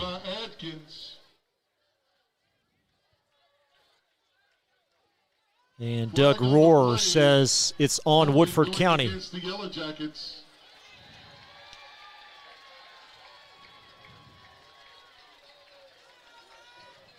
Some untimely penalties, and certainly more so against Woodford. They had a lengthy drive in the first quarter, negated by a penalty. They were on the verge of the Scott County red zone. That knocked them off course, and then they had to punt. So 1st down and 20, staring Woodford County in the face with 11:25 remaining. 3 receivers to the near side. That is Tomlin, and Tomlin lumbering for a couple back to the initial line of scrimmage. Tomlin, the ball carrier, brought down by Brewer. Wonderful athlete, Darian Tomlin, 6'2", 203 pounds. And again, as we've been saying many times tonight, he's a junior. They've got a lot of players. Juniors and sophomores seen a lot of quality action, both teams, in this ball game tonight. 2 really good teams. There's a handoff, and Aiden Powell this time gets the call, and Powell perhaps a couple yards short of a 1st down. Going to be a 3rd down coming up. Short of the 1st down. And Woodford hurry up. There's the handoff again, and a gaping hole and a 1st down, and a touchdown saving tackle by Asher Brewer. Carrying the ball that time for Woodford County. That was, as you said, Powell, the sophomore. And a Scott County timeout. That leaves them with 1. Still 10:21 left. It seemed like on that burst there that just the quick first step by Aiden Powell was the key to him getting through before the hole closed up. Wonderful atmosphere. Oh, it is. And earlier this evening, you can't see it now as, of course, we're fully dark, but I guess it was just moments before the sun actually went away over the skyline, and we just had the most brilliant reds and oranges and yellows all together up there for about 5 minutes looking across the way here. As I said, this is Rolling Springs Park, and Woodford County High School is located right here. It's a tremendous football facility that they have, and also a tremendous recreational complex that they have for the citizens of Woodford County here. Really did a nice job in developing this. And not to take, I know Scott County and Great Crossing, the two high schools over in Scott County, they do a wonderful job and have some wonderful facilities as well. First down and 10, Woodford County out of the Scott County timeout. Aiden Powell is the jacket back, and Powell with the call, bounces around, and perhaps a gain of a yard. Asher Brewer kniving in for the play. And right off the start, that was very dangerous. Fox Coons handed off, and Powell really kind of bobbled it. And luckily, he regained control before he was hit, but it really curtailed his momentum for gaining any yardage. So it looks like 2nd and 10 coming up.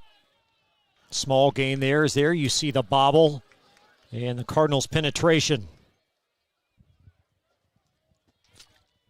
Tie game, 9:44 to play as Coons, plenty of time, heaves it in the end zone. There's a flag, an interception, but it's going to come back.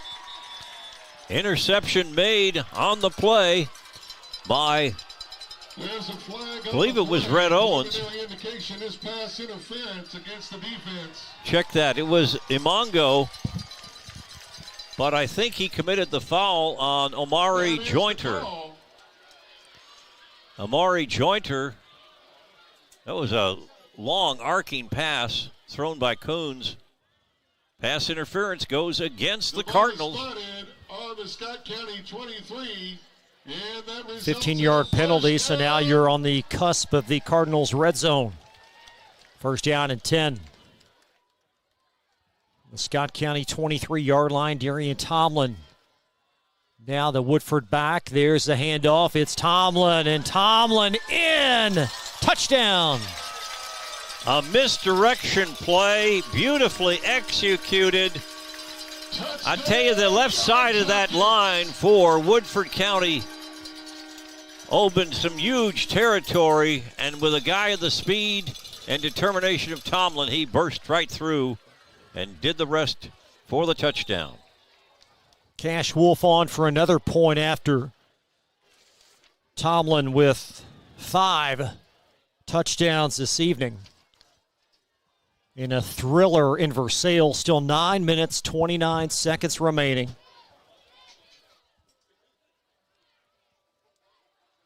Jesse Duncan is the holder. Perfect snap. And, oh my, there's the separator maybe, and Wolf's kick deflecting off the left upright. Only the second missed extra point by Wolf in this entire season. So he came into tonight with 26 out of 27. So he missed tonight after making several of them successfully.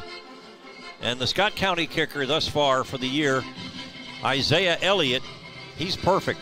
He's 50, I think it's 51 out of 51 now for the season. Anyway, what a ball game. Score is 49 for the Yellow Jackets, 43 for the Cardinals. And as Chris LeBar just said a few moments ago, a lot of time remaining in this. I just hope, Chris, that the scoreboard, I don't think these football scoreboards are equipped like a basketball scoreboard where they can handle the extra digit, getting over 100. We're almost to 100 if you combine the two teams. 49 and 43, that's 92. But no, in all seriousness, I don't think we're going to get to 100 points. But boy, we just about got to 50 by the Yellow Jackets before the missed extra point. This is a big possession right now. Very big possession for Scott County. Markel Moses, Timmy Imongo back to return for Scott County. As Cash Wolf, a squib kick to the right, and that's a loose football. A loose football. It appears Scott County's going to cover it up. It's Jackson Bishop at about the 38-yard line. Well, he's the guy that tried to handle that short kick and bobbled it, but then stuck with it. And, boy, I'll tell you what, he's breathing a sigh of relief, as are all the Scott County people in attendance tonight. First and 10 at the 38 for Scott County, so 62 yards they've got to take this ball in order to tie or take the lead. They trail by 6.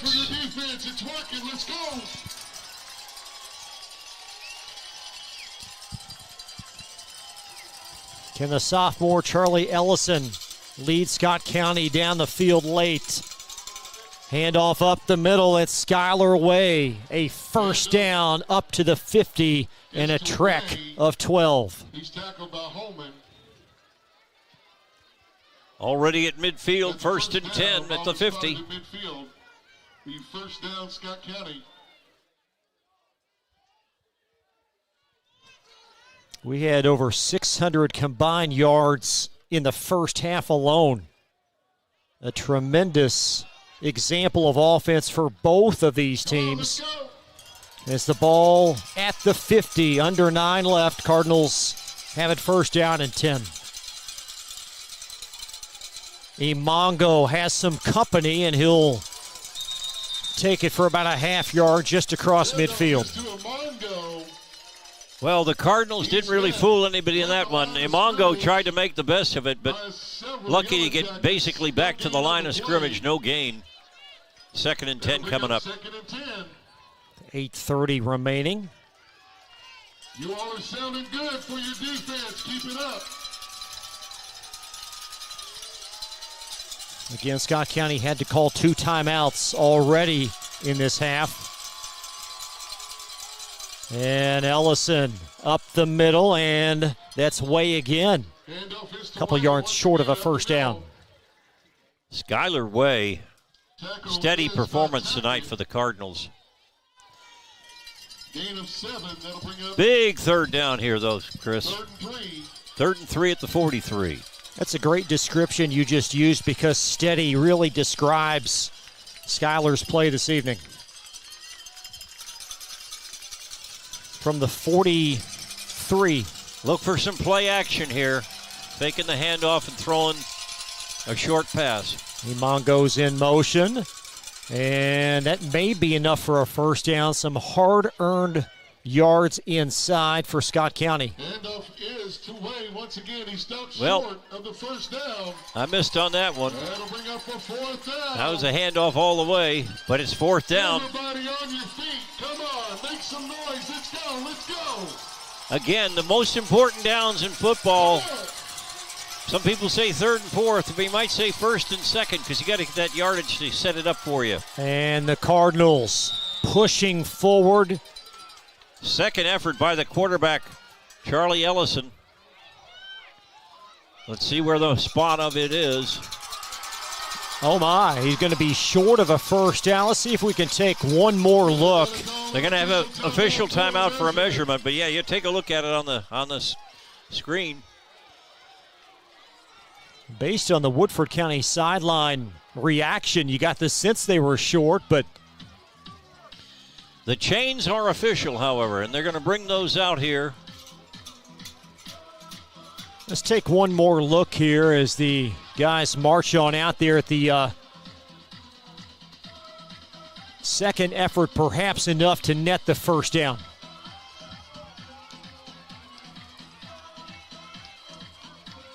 This is a big measurement. And he's short. Whoa, that was close. Short by inches. Well, I know you don't want to talk about it. We talked about this earlier, but a little tush push maybe gets him that extra yard. Half yard, he didn't need much. They probably could have used it effectively there, but he's not a big guy, and he was trying all he could do. He stretched that ball out, But it's where the knee is down.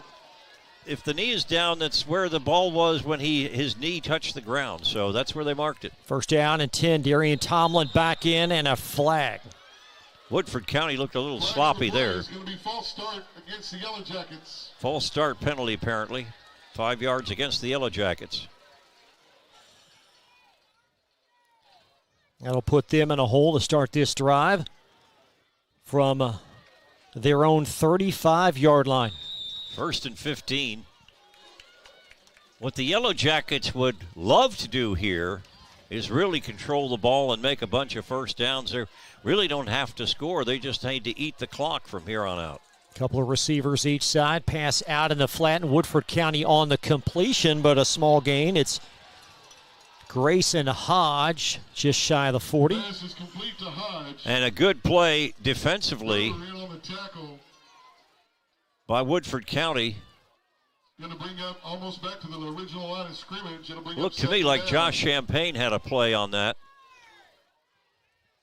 You go back to those last two plays, both 3rd and 4th down for Scott County. I'm not certain they got the best spot in either of those downs. We'll see if that has any impact in this game. It's 2nd down and long, and it's incomplete right through the midst of Amari Jointer. Well, it's going to be a big 3rd down for Woodford County. Bring up a 3rd down. They need to get almost 11 yards for a 1st down. And if they have to punt the ball away, Scott County will get relatively good field position with still 6 minutes and change left in the the 4th quarter. Fox Coons in the shotgun. And Scott County perhaps going to bring some heat here on 3rd down and long. Now they back off. Just a 3-man rush. Coons across the middle, and it's incomplete. Blowing up that route was corner Keller Furnish. Pass was intended for Cale Reiter. 4th down, it pretty much got to punt the ball. You can't go for it in your own 40 when you have the 6-point lead. You got to try to play the field position game and see what kind of field position Scott County comes out of this one with. And if you're Scott County, you cannot afford any silly penalties at this point. Do not overdo the try to block the kick. The last thing you need here is roughing the kicker. Josiah McKee on to punt for Woodford County. With just over 6 minutes left, and McKee gets it out of dodge. It's a kick. It's going to squirt off of Moses. That's a live football, and it's loose inside the 10-yard line. And Woodford County, a huge takeaway. You know, there's a case where the punt, in terms from an artistic perspective, looked horrible, but from an effectiveness perspective, was great. It bounced on this field turf, this sports turf field, the artificial surface, bounced off the receiver's fingertips, and then it was a mad scramble down inside the 10-yard line, and Woodford County has a golden opportunity to just about put this ball game away. Scott County coming in. Boy, they feasted on turnovers. +8 on the season. And it was Woodford in a negative. They were -5. But tonight, the Jackets are +1. And they've got it 1st and goal perched at the 7. I don't think they'll be doing anything other than giving it to number 0, Darian Tomlin. That's my call. 6:02 left. Tomlin, there's the first one. Touchdown.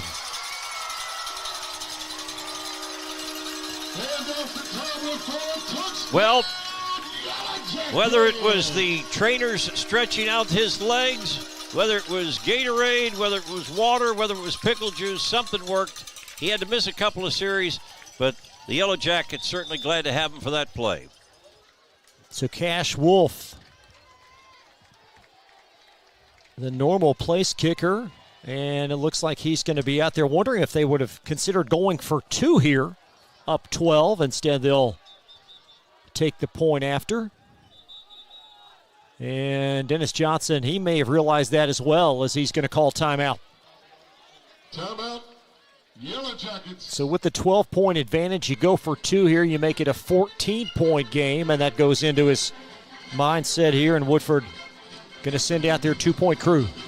I guess that's one of those things that's been around for a while. Coaches will often have a chart, at least at the more sophisticated levels of football, where they have an indication of when it's time to go for 2, when the score is, when the differential and so forth. And somebody brought that to Coach Johnson's attention if he hadn't already realized it himself, and this is one of those occasions. Now, speaking of that, that's kind of like early analytics. Now, we have analytics almost to a fault in some of our sports. I think there's still a feel element when you're coaching a sport. There's analytics, the stats, the statisticians and the experts that take the data and crunch the numbers. They'll say, no, you're better off doing this than that. But sometimes you just have to have the feeling. And Ryan Brown is out there as Woodford sends on their 2-point try unit. Coons on a slant. Perfect pass. And Jointer with the completion. What a great call. One-on-one coverage.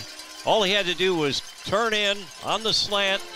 Perfectly thrown ball by Coons. And there you go. It's now a 14-point edge for Woodford County. 57-43. When I was young, they called it arithmetic. Then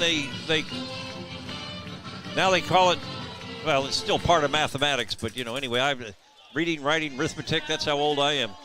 But in terms of the arithmetic, 57-43 is 100. So we have 100 points combined by the two teams. But what a ball game. Very entertaining. So for Scott County, 5:58 left. You have 1 timeout. And we'll see what they can muster up on this offensive sequence. I'm recalling the interview you had pregame with Coach Jim McKee, and he said, while this is an important ball game and he always wants to win, he said, what our team has to realize, both teams have to realize, there's going to be a winner and a loser. By no means, if Scott County comes out on the short end tonight, is their season over. They've got a great ball club. They'll be 7-2 coming out. Yes, they'll be behind the district champion, Woodford County, but still a lot to play for. And an onside short kick, and Scott County going to smother it at the 48. That's Juju Harmon with the hands team. That was interesting strategy. Normally, the team that's down is the one that's doing the onside kick. They could have given them even better. They gave them pretty good field position here, 47. So that makes it a shorter field for Scott County. Helping out your defense really good, so let's keep it up tonight. Let's keep it up. Cardinals have shown that quick strike ability throughout the course of the season. It's certainly been on display this evening. Still 5:58 remaining. Woodford County led by 1 at the half. Now their high watermark lead at 14. As Ellison relaying the instructions to his companion Imango, who shuffles to the near side with Anderson Red Owens. And Ellison back to throw. He's trying to sit up Imango, and it's well read and incomplete. And Imango is looking for the pass interference, but Scott County not going to get the call. A lot going on that play as they tried multiple fakes to set up number 9 down the far sideline. Indication is this going against Scott County. They got a penalty as well.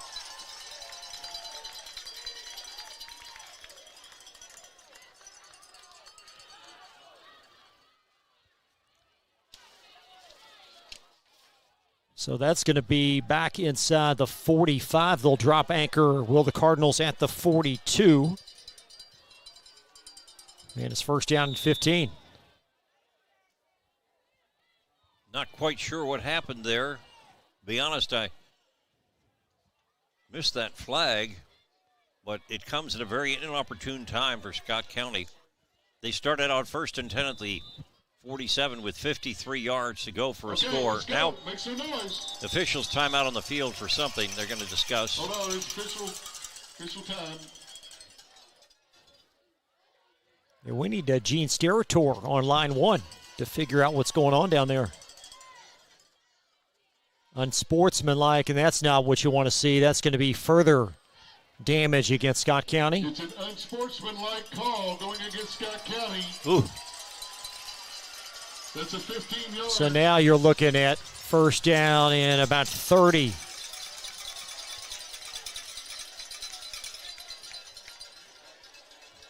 From the Cardinal 31-yard line.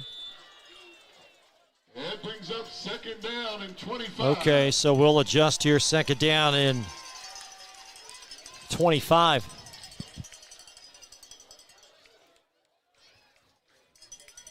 Here we go. Still 5:52 to play.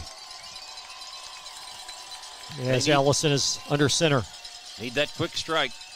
And Ellison back to throw, and he's going to look for Imongo to the near side and out of bounds. Great coverage out there by corner Elijah Ward.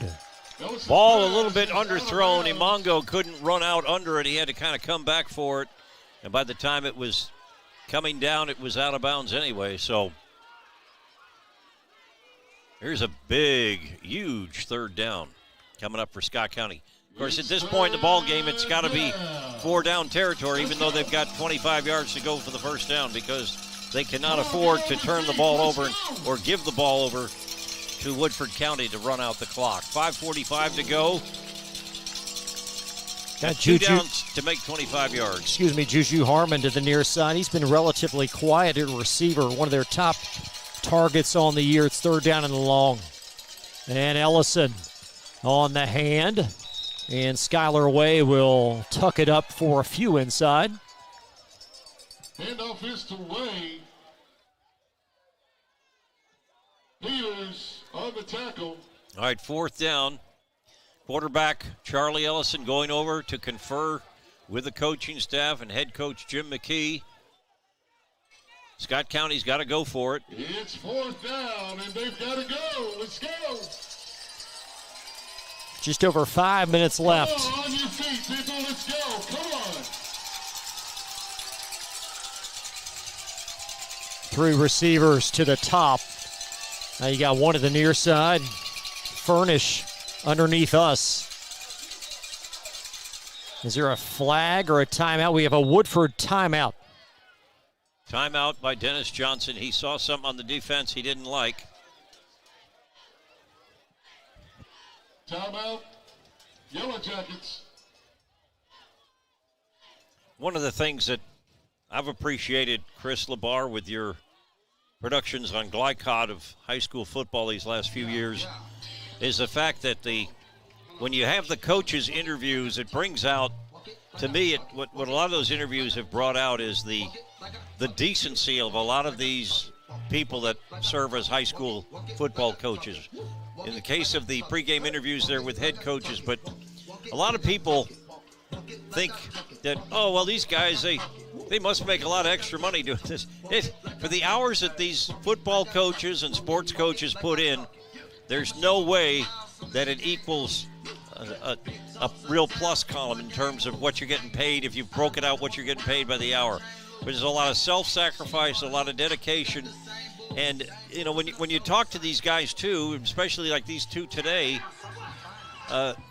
they are battlers. Jim McKee for Scott County, Dennis Johnson for Woodford County. They both want to win, but they both want their players to develop both what they do what they learn on the field, what they learn in practice, but what they learn in the classroom and in life, building lessons for the future.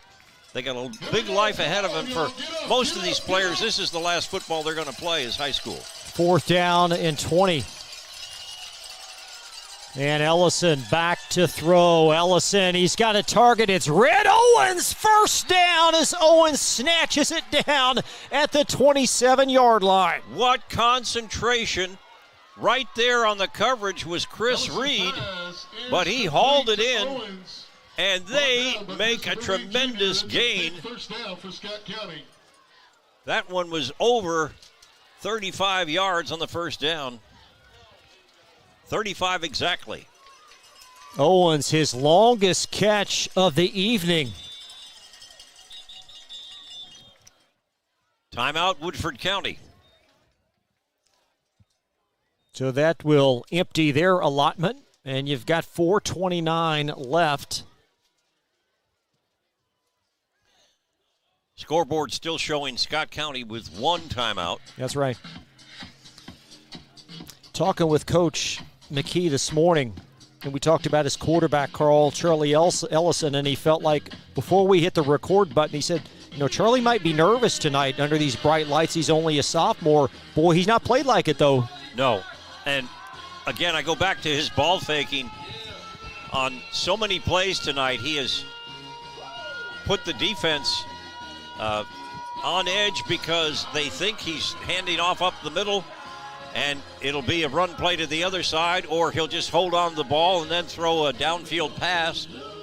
Very talented young man, and that ability to hide the ball is a great skill, and I'm not sure how much of it is innate and how much is taught. A certain amount of it has to just be like you have those good hands that you can do things. It happens in sports. First down and 10. Scott County possessing the football at the Woodford County 27. And Ellison around, that's Garrett, and Garrett fleet of foot around the crease, and a first down at about the 18. Yep, he knew exactly where the marker was, and he got a yard past it as he was going out of bounds. So it's 1st and 10 at the 17. They're not giving up. Scott County. So many tremendous performances this evening. And Scott County back to throw in the end zone, looking for the target. It's incomplete. That was Keller Furnish. And a late flag comes in. Oh, I'll tell you what.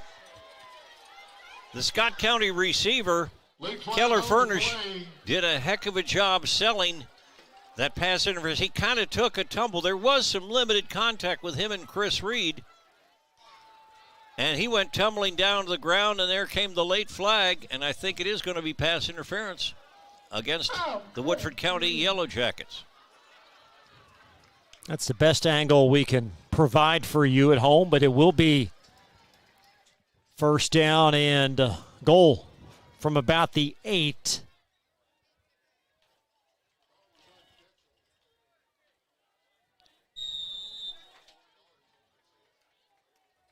So the script continues to be written, Carl Nathy. Doesn't it much better than this? 4:15 to go. 57-43, and yet here are the Cardinals.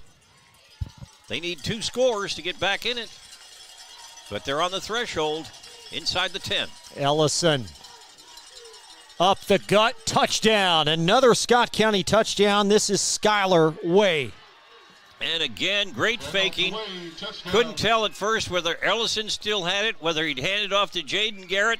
By the time you figure that out, there's the other guy running into the end zone. Touchdown. 9 yards on the play. The Yellow Jackets on the field. Got a Woodford County injuries. We take another glimpse at Skylar Way's touchdown.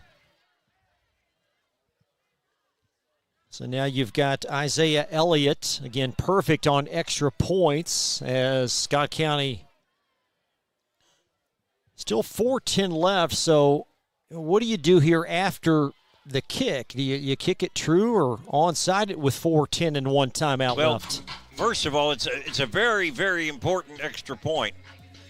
I don't think there's any way, before we get to the next kickoff, I don't think there's any way they risk going for 2 because you want to get it to 7 points so that if you can execute an onside kick or get the ball back with your defense, that you can come down and score. But as we are waiting and trying to get the eye, we were screened for a time. The injured Woodford County student athlete, number 58. DeMarcos Jones, defensive lineman. All right, here it comes. They're going to kick this one. Of course, they have a kicker that in Isaiah Elliott. who's made all of his extra point attempts, more than 50 of them, perfect for the year. Whistles and flags. Preliminary indication against the defense. It's a legal shift.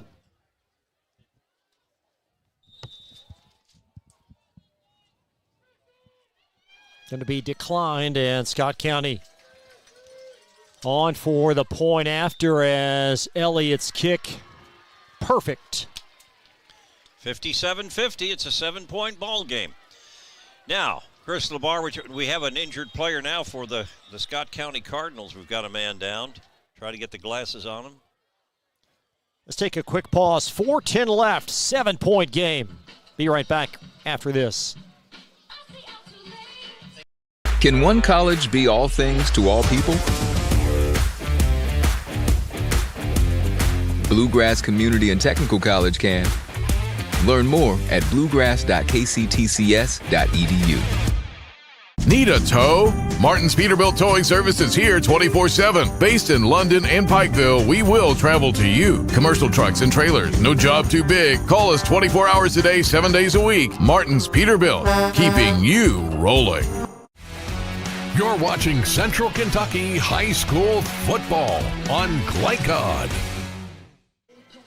Jace Williams, the injured Scott County student athlete, he is down, being attended to inside the 10-yard line. So now he's an interior lineman, and I don't know, it's something to do with his leg. I don't know that it's a cramp. They've got the somebody else coming out. I think they're going to help their teammate to walk over. The trainer is making eye contact with him. Now he's getting to his feet, but yeah, he is not going off on his own power. He is some sort of a leg injury, would appear to be to his right leg. That's a shame, especially this late in the ball game and this late in the season. We hope the young man is okay. Chase Williams, a senior, 6 foot, 222-pound offensive lineman.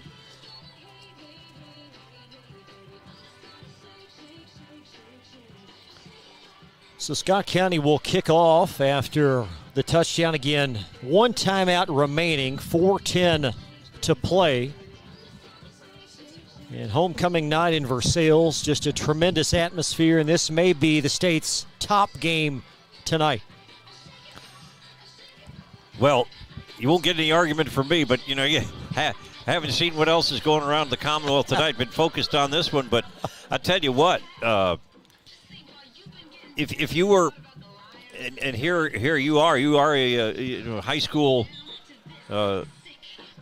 sports producer, Glycod director and owner, and Chris LeBar, you've done a wonderful thing here for high school football in Kentucky with several games every year, every week across the Glycod network. But I tell you what, this is what you live for, is these kind of, if you're a producer, this is what you want. I mean, whether it's any level of football. Here's the kickoff. It's an onside kick, and a big pile at the 50. And number 38, the kicker, Isaiah Elliott, he was the one that kicked it, and he almost recovered it. But the Yellow Jackets recovered, but he knew exactly where he was kicking it. It went just over 10 yards, but a nice play for the Yellow Jackets to recover. And again, the delicate line, it's got to advance 10 yards before the kicking team can touch it, and that's very well executed. Extremely so. So now Woodford perched at the 50. It's first down and 10. Coons under center. Darian Tomlin, 5 touchdowns this evening. He is the back. And Tomlin with the tote. Some hard-earned yards. That pile keeps moving before the whistle blows. A gain of 5, Eli Smith. Gain of 5 in the last couple, probably due to the tush push. But tell you what, it's a big gain because The game is not over yet. Woodford County does need to make at least one first down in order to run this clock out. Scott County with one timeout, Woodford with none. Two receivers, both directions. Is Fox Coons in the shotgun. He's aware of the play clock. You can see him receive the information from the white hat. Tomlin the tote again. Gain of about 1 to the 46. Great tackle there. That's Juju Harmon and Carlos Fugate. Yes, and Fugate is the guy that made sure that it didn't go any further. Good, tenacious defense. And now if you're Jim McKee, you play this one out, then do you use that timeout? So we slide under 3 left. I would hold on to it as long as you can. But if they can force fourth down and force a punt, yes, that'd be a good time to do it. A pair both ways. Woodford trying to hang on homecoming. Tomlin lost that football, that ball loose at the 43-yard line. My goodness. Loose on the exchange. It's a fumble on the exchange. Scott County with a takeaway. Unbelievable. Terrific football player. Just didn't quite hang on to the ball. I don't know if you got another replay on that one, but Smith recovering it for Scott County. Big number 87 for the Cardinals. Eli Smith, a sophomore defensive end. 1st and 10, Scott County on their 44. What a game. 2:23 to go, and they've got one timeout left. Ellison under center. Ellison. There's Way, Skylar Way, and Way making his way inside the Jacket 30-yard line. Chris Reed on the stop. And that was almost a touchdown-saving tackle by Reed. Got him at the 29-yard line, so from their 44 to the 29, that is a 27-yard pickup, I believe. We apologize for the camera angle. That's the best we can do under these circumstances. It's 1st and 10. And Timmy Mongo on the tote. He'll take it for a couple. Up to about the 25-yard line. He was tripped up just in time. Number 14 for Woodford County. Again, that's Nehemiah Davis-Jones as the primary tackler. Gain of 4. Ball at the 25 with 2nd and 6. And the clock moving at 1:27. Here you see Coach Jim McKee pacing down that sideline.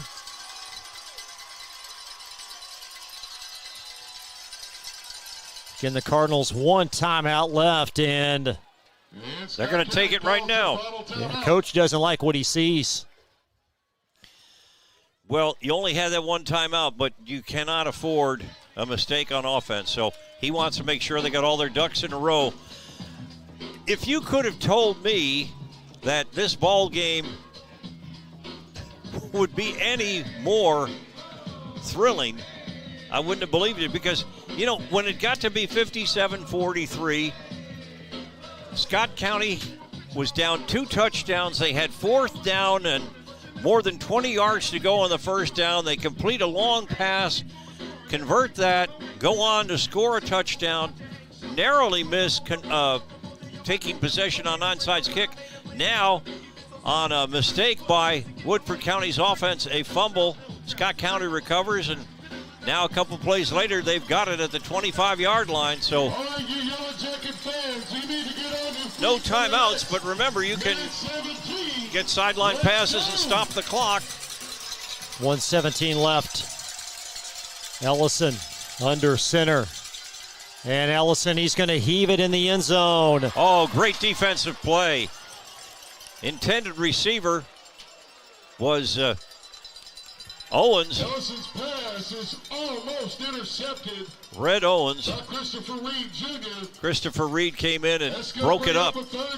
Take a look at the end result of that play. So now you got third down, certainly a four-down territory unquestionably with 72 seconds left.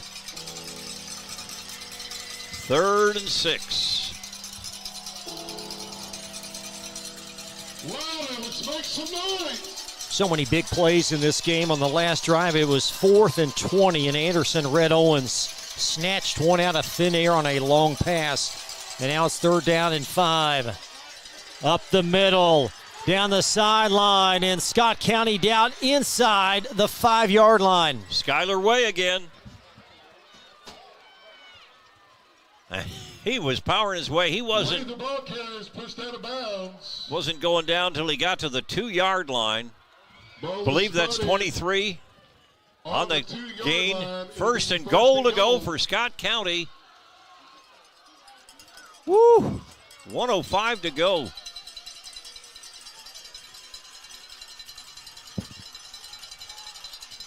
Neither team with any timeouts left. The only thing that will stop the clock is an incomplete pass. Ellison under center. Here's the handoff, and Woodford County's front awfully stout. And the Cardinals short of the goal line. Skylar Wade denied. Handoff is to Wade. There's a fumble on the play. We're seeing Cardinals do recover. And the net gain of 1. There was a loose ball apparently, but it is 2nd and goal. 35 seconds left. Around the edge, Imongo fighting for yardage, and Timmy Imongo. No signal for a score. He's short of the goal line. Let's see, the clock is still running, 15 seconds. This is some kind of finish.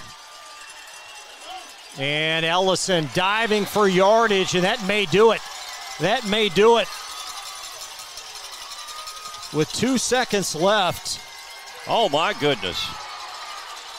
Take another look at that as Scott County could not get a play off.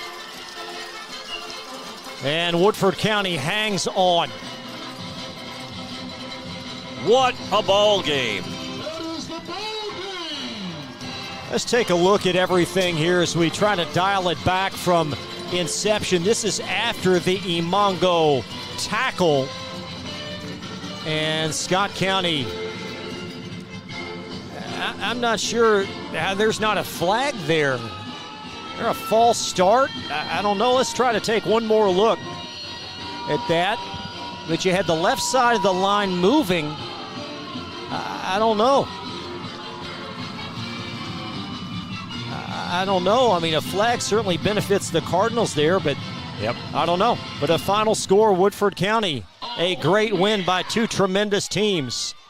Unbelievable ball game. I don't know that at any level of football I've seen anything where 2 teams have gone at it, and there might not be a lot of boxing fans out there, and you know, some people are not fans of, but it was like a heavyweight bout, and it's like if you and I are going against each other, and I've got you and looks like I'm gonna take you out in the 3rd round, and I'm way up on the points, and then you just battle back and win a couple of rounds, and I give you my best punch in the 7th, you give me your best punch in the 8th. Amazing finish, 57-50, Chris LeBar. Great game. Be right back after this, our post-game report presented by Cartown Kia on Glycod. Listen up. In a world overwhelmed by noise, we live life on simpler terms. Our terms. No agendas, no drama. Our road, our rules. Let's ride. For any of your window, door, and siding needs, contact the team at Elite Building Products.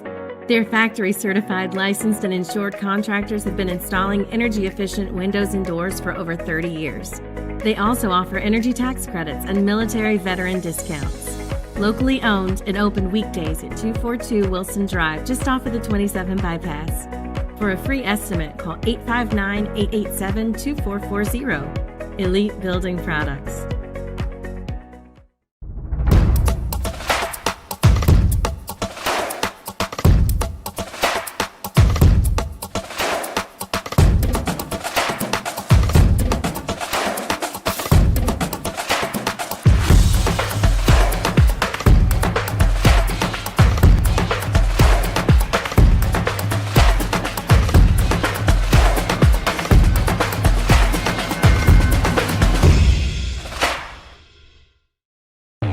Can one college be all things to all people? Bluegrass Community and Technical College can. Learn more at bluegrass.kctcs.edu. Stuck on the road? Call Martin's Peterbilt Mobile Service. Our 24/7 commercial roadside service, truck and trailer repair, and warranty service will have you back on the road in no time. Call us 24 hours a day, 7 days a week. Martin's Peterbilt, keeping you rolling.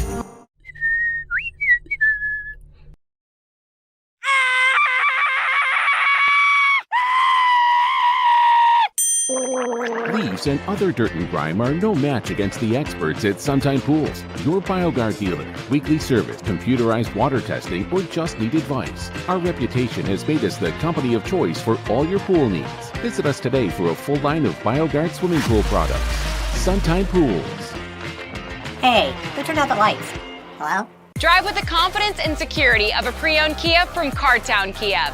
This incredible certification package is loaded with a 5-year, 60,000-mile bumper-to-bumper warranty, a 10-year, 100,000-mile powertrain warranty, 10 years of national roadside assistance, and 2 years of free maintenance. Choose from over 70 certified pre-owned Kias or over 1,000 vehicles of all makes and models. It's new car driving at used cars prices with certified pre-owned Kias from CartownKiaUSA.com. Tonight's post-game recap is brought to you by Cartown Kia, your dealership for unmatched design, performance, and savings at 3120 Lexington Road in Nicholasville. Visit them online at CartownKiaUSA.com. Back to Versailles. Woodford County wins a thriller over Scott County 57-50. We'll take one more look at the final sequence of the game. Scott County staring at third down and goal from inside the 2-yard line. No timeouts left with just a couple seconds left, and they try to sneak it up the middle there, and that play off the sorts from the outset, and Woodford County hangs on. I made the comment to you, you wonder if you're unsettled, the clock is running, you still have a down to count. Now, granted, you want to have 2 plays, but if you don't have any timeouts, maybe what you do is clock it. Just throw it down there. Don't even try to run the play and take your chances on 4th down. The other thing that I was a little bit surprised about is as great a player as Ellison is, he doesn't have the power up the middle as the quarterback. He's a great ball faker. He's a nice passer, but it seemed like they needed more power. Either Skylar, number 6, Skylar Way to carry it, or maybe Timmy Imongo to do it. Something that had to have somebody with a little more brawn than him to try to get that yard or so that they needed. But, hey, this was a sensational ball game, Chris Labarre. Well, it was fantastic. So many great performances individually, collectively, a well-coached game, and here we are in Week 9, and these two teams, perhaps, who knows, their paths could intersect again well into November, but these two very fine teams. Woodford County now 7-1 overall. They're still unbeaten in the District 5A, District 6 district seasons, 5A class, District 6 is what I'm trying to say. And anyway, Woodford County is now 7-1. They're undefeated. Scott County 7-2. That's their first loss in the district. Coming up next week, final regular season game for Scott County at Highlands. And then Woodford County still has to tackle at Anderson County next week to do their last ball game. So anyway, some great ball games to be. And I know you've got some good ones coming up on Glycod next week. Yeah, we'll talk more about that. Also have a look at your Lexington Outdoor Power Most Outstanding Player, one student athlete from each team. We'll have that for you next on Glycod. Home of excellent service, support, and satisfaction, Lexington Outdoor Power Equipment is your one-stop mower shop. Family owned since 1985, Lexington Outdoor offers top brands like Husqvarna, Toro, Grasshopper, and Echo. Plus, free pickup and delivery. Located just 2 miles west of Douglas High School, they're open weekdays and most Saturday mornings. For more info, stop in or visit their website at lexoutdoorpower.com. Lexington Outdoor Power Equipment, the right equipment for the right job. Listen up. In a world overwhelmed by noise, we live life on simpler terms. Our terms. No agendas, no drama. Our road, our rules. Let's ride. Central Kentucky Driving School is raising the bar in driver education because the safety of their students is too important for anything less. Offering driver training for teens and adults, Central Kentucky Driving School will equip you with the skills needed to become a safe and confident driver. A proud community partner, Central Kentucky Driving School invests in their students and families and guides you every step of the way. For more information, give them a call at 859-538-7775 or visit drivecky.com. For any of your window, door, and siding needs, contact the team at Elite Building Products. Their factory-certified, licensed, and insured contractors have been installing energy-efficient windows and doors for over 30 years. They also offer energy tax credits and military veteran discounts. Locally owned and open weekdays at 242 Wilson Drive, just off of the 27 bypass. For a free estimate, call 859-887-2440. Elite Building Products.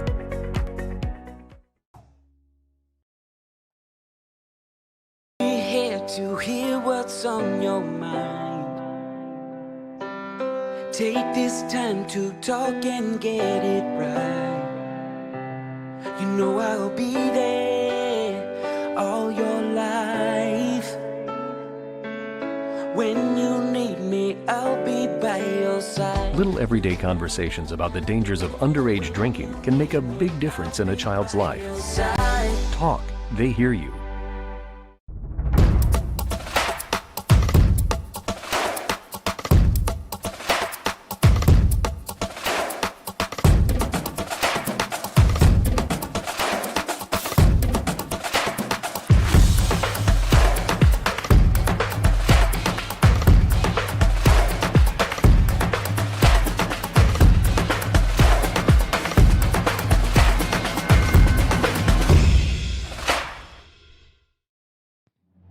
This segment of tonight's game is brought to you by Cartown Kia in Nicholasville, movement that inspires, and by Carpenter's Local 1650. Build your winning career today. Tonight's most outstanding players presented by our great friends at Lexington Outdoor Power Equipment. They offer the right equipment for the right job. And two wonderful performances really stood out tonight. Timmy Imongo for Scott County, 5 touchdowns on the evening. Amazing performance, 14 carries, 200 yards gained, and his long gain was 71 yards. His average per carry, 13.4 yards, so great choice as the Scott County player of the game. And for Woodford County, got to go with Darian Tomlin, 25 carries, 188 yards, 4 touchdowns, a long of 23 for the touchdown. So too many great players on too many great performances. Each one you got to pick one. I'd go with Darian Tomlin and Timmy Imongo, as you said, for the 2 players of the game for Woodford and for Scott County. What a ball game! Just looking at the score, 57-50. Woodford has won it. First downs, 24 for Woodford, 20 for Scott County. Total yards in the game combined, 1,075 yards of offense by the 2 ball clubs tonight. 53 plays run by Scott County for 541 net yards, 70 plays for Woodford County for 534 yards. And as far as the possession time is concerned, just about equal. 23-20 for Scott County, 24-40 for Woodford County. Marvelous ball game. both teams are going to make some noise, I think, in the postseason. Scott County 2 in the RPI coming in. Woodford County 5th in the RPI. Maybe some movement each direction, but I agree with you. Both these teams going to play very late into November.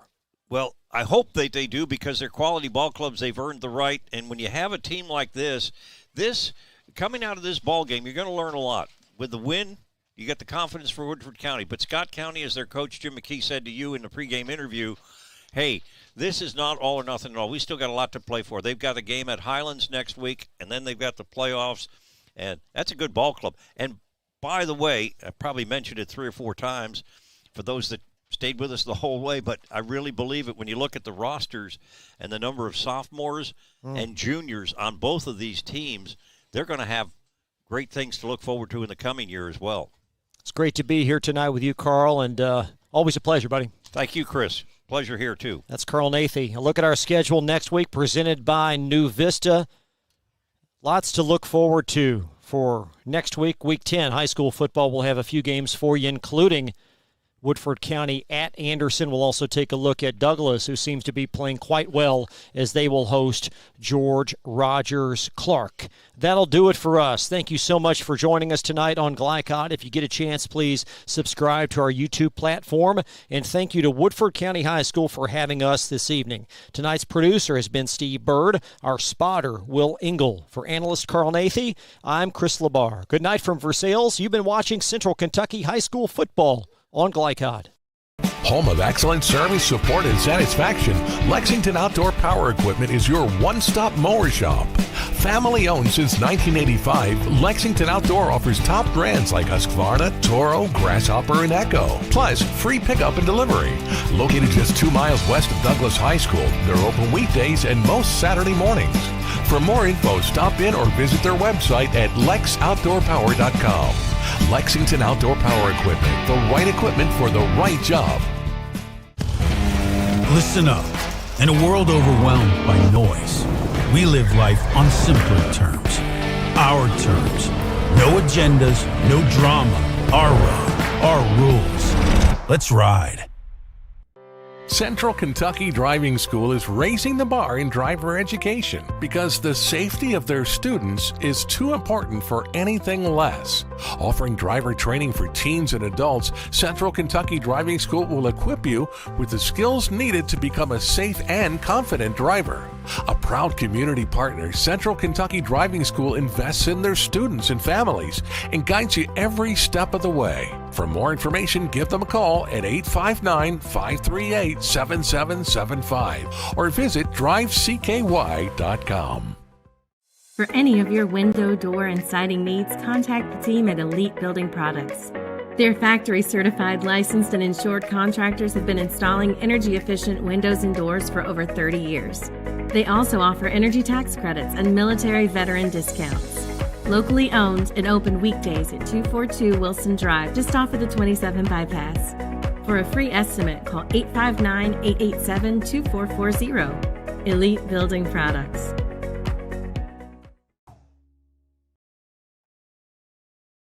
We're here to hear what's on your mind.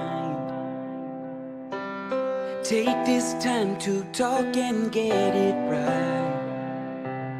You know I'll be there all your life. When you need me, I'll be by your side. Little everyday conversations about the dangers of underage drinking can make a big difference in a child's life. Talk. They hear you.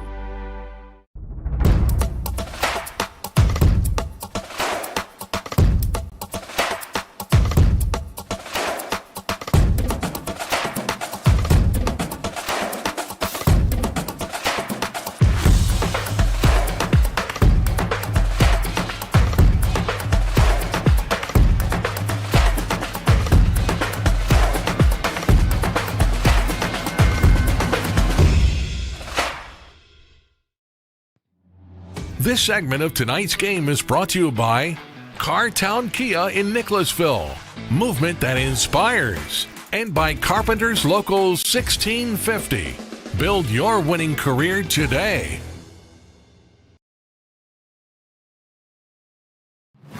From Glycod, this has been Central Kentucky High School Football.